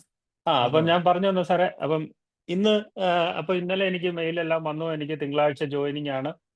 മനസ്സുകൊണ്ട് ഞാനെല്ലാം പ്രിപ്പയർഡായി ഞാൻ എൻ്റെ അംഗങ്ങളോടൊക്കെ പറഞ്ഞു. പക്ഷെ ഇന്ന് രാവിലെ 10 മണിക്ക് അവരെന്നെ വിളിച്ചിട്ട് പറഞ്ഞ്, Jose, due to some technical issue, ജോസിന്റെ ഇൻഡക്ഷൻ ഡേറ്റ് April 14 മാറ്റണം എന്ന് പറഞ്ഞു. അപ്പം എന്ന് പറഞ്ഞു അവർ. സം ടെക്നിക്കൽ ഇഷ്യൂ ആണെന്ന് പറഞ്ഞു എന്ന് പറഞ്ഞ് വെച്ചു. അന്നേരത്തേനും ഞാൻ ഭയങ്കരമായിട്ട് ഡെസ്പായിട്ട് എൻ്റെ മനസ്സിനകത്ത് ചിന്ത വന്നു, ഓഹോ, ഞാൻ മിക്കവാറും പഴയ വർക്ക് ചെയ്തെടുത്തുനിന്ന് ഇനി നെഗറ്റീവായിട്ട് വല്ല കമന്റ് പോയോ, വേറെ എന്തെങ്കിലും പ്രശ്നം പറ്റിയോ. അപ്പോൾ പല ചിന്തകൾ. അപ്പോൾ ഉടനെ എൻ്റെ വൈഫും മദ്യാസക്തനായ എൻ്റെ കൂടെ 14 വർഷം ജീവിച്ച വൈഫും പറഞ്ഞു, പണ്ട് മുതലേ ജോസേട്ടൻ ഏത് ജോലി ചെന്ന് കഴിഞ്ഞാലും ഒരു ജോലിയിൽ ഞാൻ കള്ളു കുടിച്ചിട്ട് എൻ്റെ പല ജോലികളും നഷ്ടപ്പെട്ടിട്ടുണ്ട്. അപ്പം ഇതൊക്കെ എന്തൊക്കെയോ പ്രശ്നങ്ങളുണ്ട് എന്ന് പല ചിന്തകൾ വന്ന് ആകെ ഡെസ്പായി. ഞാൻ അന്നേരം തന്നെ കൂട്ടായ്മയില് കോളിൽ കൂട്ടുകാരുണ്ടായിരുന്നു, സംസാരിച്ചു. അപ്പൊ അവര് പറഞ്ഞു അതെന്തെങ്കിലുമൊക്കെ ടെക്നിക്ക് ഇഷ്യൂ ആയിരിക്കും, NHSന്റെ കാര്യങ്ങളല്ലേ, പ്രോപ്പറായിട്ട് അതിന്റെ അവര് തന്നെ വിളിച്ചു പറഞ്ഞ സ്ഥിതിക്ക് അത് 100% സത്യസന്ധമാണ്. അതല്ല സാറേ. എന്നിട്ട് വൈകിട്ട് 3 മണിക്ക് അവരിപ്പോ തിരിച്ചു വിളിച്ച് അവരായിട്ട് അത് സോർട്ട് ഔട്ട് ആയി തിങ്കളാഴ്ച തന്നെ ജോയിൻ ചെയ്യാനും പറഞ്ഞു. പക്ഷെ ഞാൻ പറഞ്ഞെന്ന് പറഞ്ഞാല് അത്രയും വിതിൻ സെക്കൻഡ്സിനകത്ത് എന്റെ ചിന്തകൾ എവിടെയൊക്കെ പോയെന്നുള്ളതാണ്. ആ ഒരു മദ്യാസക്തന്റെ എന്റെ ആ ചിന്ത ഞാൻ നേരെ നെഗറ്റീവിലോട്ടാണ് പോയത്. അതെ, അതൊരു റിയാലിറ്റി ആയിരുന്നല്ലോ. അതെ അത് റിയാലിറ്റി ആയിരുന്നല്ലോ. അത് ഞാൻ നേരത്തെ ഇതിനു മുമ്പ് സംസാരിച്ചപ്പോ പറഞ്ഞല്ലോ ആ റിയാലിറ്റിയെ പറ്റി. റിയാലിറ്റി എന്താണെന്ന് നമുക്ക് മനസ്സിലാക്കാൻ പറ്റാത്തതുകൊണ്ടാണ് നമുക്ക് ജോലി പോയത്, അല്ലേ? നമ്മളെ ജോലി എന്ന് പറഞ്ഞാൽ നമ്മുടെ നിലനിൽപ്പാണ്, ഇന്നത്തെ ഭക്ഷണമാണ്, കൂടെ ജീവിക്കുന്നവരുടെ ഭക്ഷണമാണ്. അതിൽ നമ്മൾ 100% ഇപ്പൊ ഈ അമേരിക്കയിലൊക്കെ ആൾക്കാർ ഇപ്പൊ മദ്യപിച്ച് വണ്ടി ഓടിച്ചാൽ രോഗലക്ഷണമാണെന്ന് അവർ ഉറപ്പിക്കുന്ന പോലെ അതൊരു സംഗതിയാണത്. അത് ഈ രോഗി മനസ്സിലാക്കണം, ഇതെന്റെ ഭക്ഷണമാണ്, ഇതെന്റെ കുടുംബത്തിന്റെ ഭക്ഷണമാണ്, ഇതിലേക്ക് വീഴ്ച വരുത്താൻ അശേഷം പറ്റില്ല. അത് അത്രമാത്രം ഗൗരവം ജീവിതമല്ലേ അത്. അപ്പൊ അതെ ആ റിയാലിറ്റി ഓടിയിട്ടില്ല. മുൻസ്ഥാനം മദ്യത്തിനായിപ്പോയി. അതെ. പണ്ട് ഒരു ഏത് ജോലിയൊക്കെ ഒരുപാട് നഷ്ടപ്പെട്ടതെല്ലാം ഈ മദ്യപാനം കാരണമാണ്. അത് ഇന്ന് വ്യക്തമായിട്ട് അത് മനസ്സിലാവുന്നുണ്ട്. അപ്പൊ പെട്ടെന്ന് ഞാൻ പറഞ്ഞ തരാം, ആ ചിന്ത നമ്മളായിട്ട് ആകുലപ്പെടുത്തി പെട്ടെന്ന് ഞാൻ പല നെഗറ്റീവ് ചിന്തകളിലോട്ട് പോയി. പക്ഷെ അങ്ങനൊന്നുമല്ല റിയാലിറ്റി. അതവരുടെ ടെക്നിക്കൽ ഇഷ്യൂ ആയിരുന്നു. അത് വൈകിട്ട് 3 മണിക്ക് വീണ്ടും അവർ വിളിച്ചിട്ട് അത് സോർട്ട് ഔട്ട് ചെയ്തു. അത് April 14 അല്ല, മൺഡേ തന്നെ റീസ്റ്റാർട്ട് ചെയ്യാന്നും പറഞ്ഞ് ജോയിൻ ചെയ്യാന്നും പറഞ്ഞ് പറയുകയും ചെയ്തു. പക്ഷെ ഞാൻ ആ മൂമെന്റിൽ ഞാൻ പല കാര്യങ്ങളും ചിന്തിച്ചു എന്നുള്ളതാണ്. അതെ, അത് ഞാൻ നേരത്തെ പറഞ്ഞ സംഗതികളിലൊക്കെ അതുണ്ട്. അപ്പൊ ഈ റിയാലിറ്റി റിലേഷൻഷിപ്പ് ഒക്കെ ഭയങ്കരമായിട്ട് നമ്മളെ ബാധിക്കുന്നതാണ് ഈ രോഗേ. അത് നമുക്ക് അനുഭവം കൊണ്ടത് അറിയാലോ സംഗതി. ഏതായാലും ഇനി നിങ്ങൾ വിഷമിക്കണ്ട. കാരണം നിങ്ങൾക്ക് ഇനി മുമ്പോട്ട് പോകാനുള്ള എല്ലാ സംഗതികളും NHS ഒരു ജോലി കിട്ടിയിട്ടുണ്ടെങ്കിൽ അത് വളരെ വാല്യുബിൾ ആണ്. താങ്ക് യു സാറേ, താങ്ക് യു. ഞാൻ തുടക്കം മുതലേ എല്ലാ ക്ലാസ്സുകളും, സാറിൻ്റെ ക്ലാസ്സുകളൊക്കെ എൻ്റെ ഈ സോബർ ലൈഫിൽ ഒത്തിരി കാര്യങ്ങൾ മനസ്സിലാക്കാനും ഒരുപാട് രീതിയിൽ മുമ്പോട്ട് സ്വയം മനസ്സിലാക്കി ആത്മാർത്ഥതയോടുകൂടി കൂട്ടായ്മയിലൂടെ സഞ്ചരിക്കാനായിട്ട് എന്നെ ഒത്തിരി ഹെൽപ്പ് ചെയ്തിട്ടുണ്ട്. അപ്പോൾ ഒത്തിരി നന്ദി. സാറൊക്കെ എന്നും പ്രാർത്ഥനകളിൽ, ഞങ്ങളുടെ പ്രാർത്ഥനകളിൽ എന്നും സാറിനെ ഓർക്കുന്നുണ്ട്. താങ്ക് യു സാറേ, thank you so much. Thank you Jose, thank you ഡോക്ടറെ. നമുക്ക്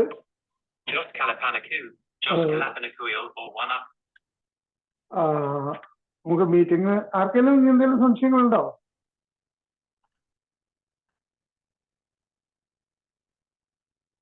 ഇപ്പൊ ഡോക്ടറെ ഞങ്ങള് ഗ്രൂപ്പിന്റെ പേരിലും ഞങ്ങളുടെ എല്ലാ പേരിലുള്ള നന്ദി അറിയിക്കുകയാണ്. വീണ്ടും അടുത്ത ദിവസം കാണാൻ ഒരിക്കൽ കൂടി ഇന്നത്തെ മീറ്റിംഗിൽ താങ്ക് യു ഡോക്ടറെ. ഇന്നത്തെ മീറ്റിംഗിൽ പങ്കെടുത്ത നിങ്ങളെല്ലാവരോടും സംശയങ്ങൾ ചോദിച്ചവരോടും കേട്ടിരുന്നിട്ടും ഒക്കെ നന്ദി അറിയിക്കുന്നു. അടുത്ത ദിവസം വീണ്ടും കാണാം. ഒരിക്കൽ കൂടി എല്ലാവർക്കും നന്ദി പറഞ്ഞുകൊണ്ട് ഈ മീറ്റിംഗ് വൈൻഡപ്പ് ചെയ്യാണ്. വിളിച്ചിട്ടാ പ്രാർത്ഥിക്കാമോ? വാഗ്ദാനം വായിച്ചോട്ടെ? ആ വാഗ്ദാനങ്ങൾ വായിച്ചോളൂ തീർച്ചയായിട്ടും. ഏയുടെ വാഗ്ദാനങ്ങൾ. നമ്മുടെ പുരോഗതിയിലെ ഘട്ടത്തിൽ നാം കഠിനാധ്വാനത്തിന് തയ്യാറാണെങ്കിൽ പകുതി വഴി ചെല്ലുന്നതിന് മുമ്പ് തന്നെ നാം അത്ഭുത പരതന്ത്രരാകും. ഒരു പുതിയ സ്വാതന്ത്ര്യവും സന്തോഷവും നാം അറിയാൻ പോവുകയാണ്. കഴിഞ്ഞ കാലത്തെ ഓർത്ത് നാം ഖേദിക്കുകയോ അതിന്റെ നേരെ വാതിൽ കുട്ടിയടയ്ക്കുകയോ ഇല്ല. പ്രശാന്തി എന്ന വാക്കിന്റെ അർത്ഥം നന്നായി ഗ്രഹിക്കുകയും സമാധാനം എന്തെന്ന് നാം അറിയുകയും ചെയ്യും. നാം എത്രമേൽ താഴോട്ട് പോയിട്ടുണ്ട് എന്നുള്ളത് ഒരു പ്രശ്നമല്ല. നമ്മുടെ അനുഭവങ്ങൾ എങ്ങനെ മറ്റുള്ളവർക്ക് വേണ്ടി പ്രയോജനപ്പെടുത്താം എന്ന് നാം കാണുന്നു. ഒന്നിനും കൊള്ളാത്തവരാണ് നാം എന്ന ധാരണയും സ്വയം സഹതാപവും അപ്രത്യക്ഷമാകുന്നു. സ്വാർത്ഥ കാര്യങ്ങളിലുള്ള നമ്മുടെ താല്പര്യം നഷ്ടപ്പെടുകയും നമ്മുടെ സഹജീവികളോടുള്ള സ്നേഹം വർദ്ധിക്കുകയും ചെയ്യുന്നു. ഭാഗ്യാന്വേഷണ പ്രവണത നമ്മിൽ നിന്ന് അകലും. ജീവിതത്തോടുള്ള നമ്മുടെ മനോഭാവം കാഴ്ചപ്പാടും മാറും. ആളുകളെക്കുറിച്ചും സാമ്പത്തിക സുരക്ഷിതത്തെക്കുറിച്ചുമുള്ള ഭയം നമ്മെ വിട്ടകലും. നമ്മളെ അന്താളിപ്പിച്ചിരുന്ന സാഹചര്യങ്ങൾ എങ്ങനെ കൈകാര്യം ചെയ്യണമെന്ന് ഒരു ഉൾവിളി കൊണ്ടെന്ന പോലെ നാം അറിയുന്നു. ഞങ്ങൾക്ക് സ്വയം ചെയ്യാൻ കഴിയാതിരുന്ന കാര്യങ്ങൾ ദൈവം ഞങ്ങൾക്ക് വേണ്ടി ചെയ്യുന്നു എന്ന് പെട്ടെന്ന് ഞങ്ങൾക്ക് ബോധ്യപ്പെടുന്നു. ഇതൊക്കെ അതിരുകടന്ന വാഗ്ദാനങ്ങളാണോ? അല്ലെന്നാണ് ഞങ്ങൾ കരുതുന്നത്. ഞങ്ങൾക്കിടയിൽ അവ സഫലമാക്കപ്പെടുന്നു. പലപ്പോഴും പെട്ടെന്ന്, ചിലപ്പോൾ സാവധാനം. നാം അതിന് ശ്രമിച്ചാൽ അവയെല്ലായ്പ്പോഴും സാധ്യമാകുന്നു. Thank you all. Thank you ജോസെ. ജോലിച്ചിട്ട് പ്രാർത്ഥിക്കാമോ?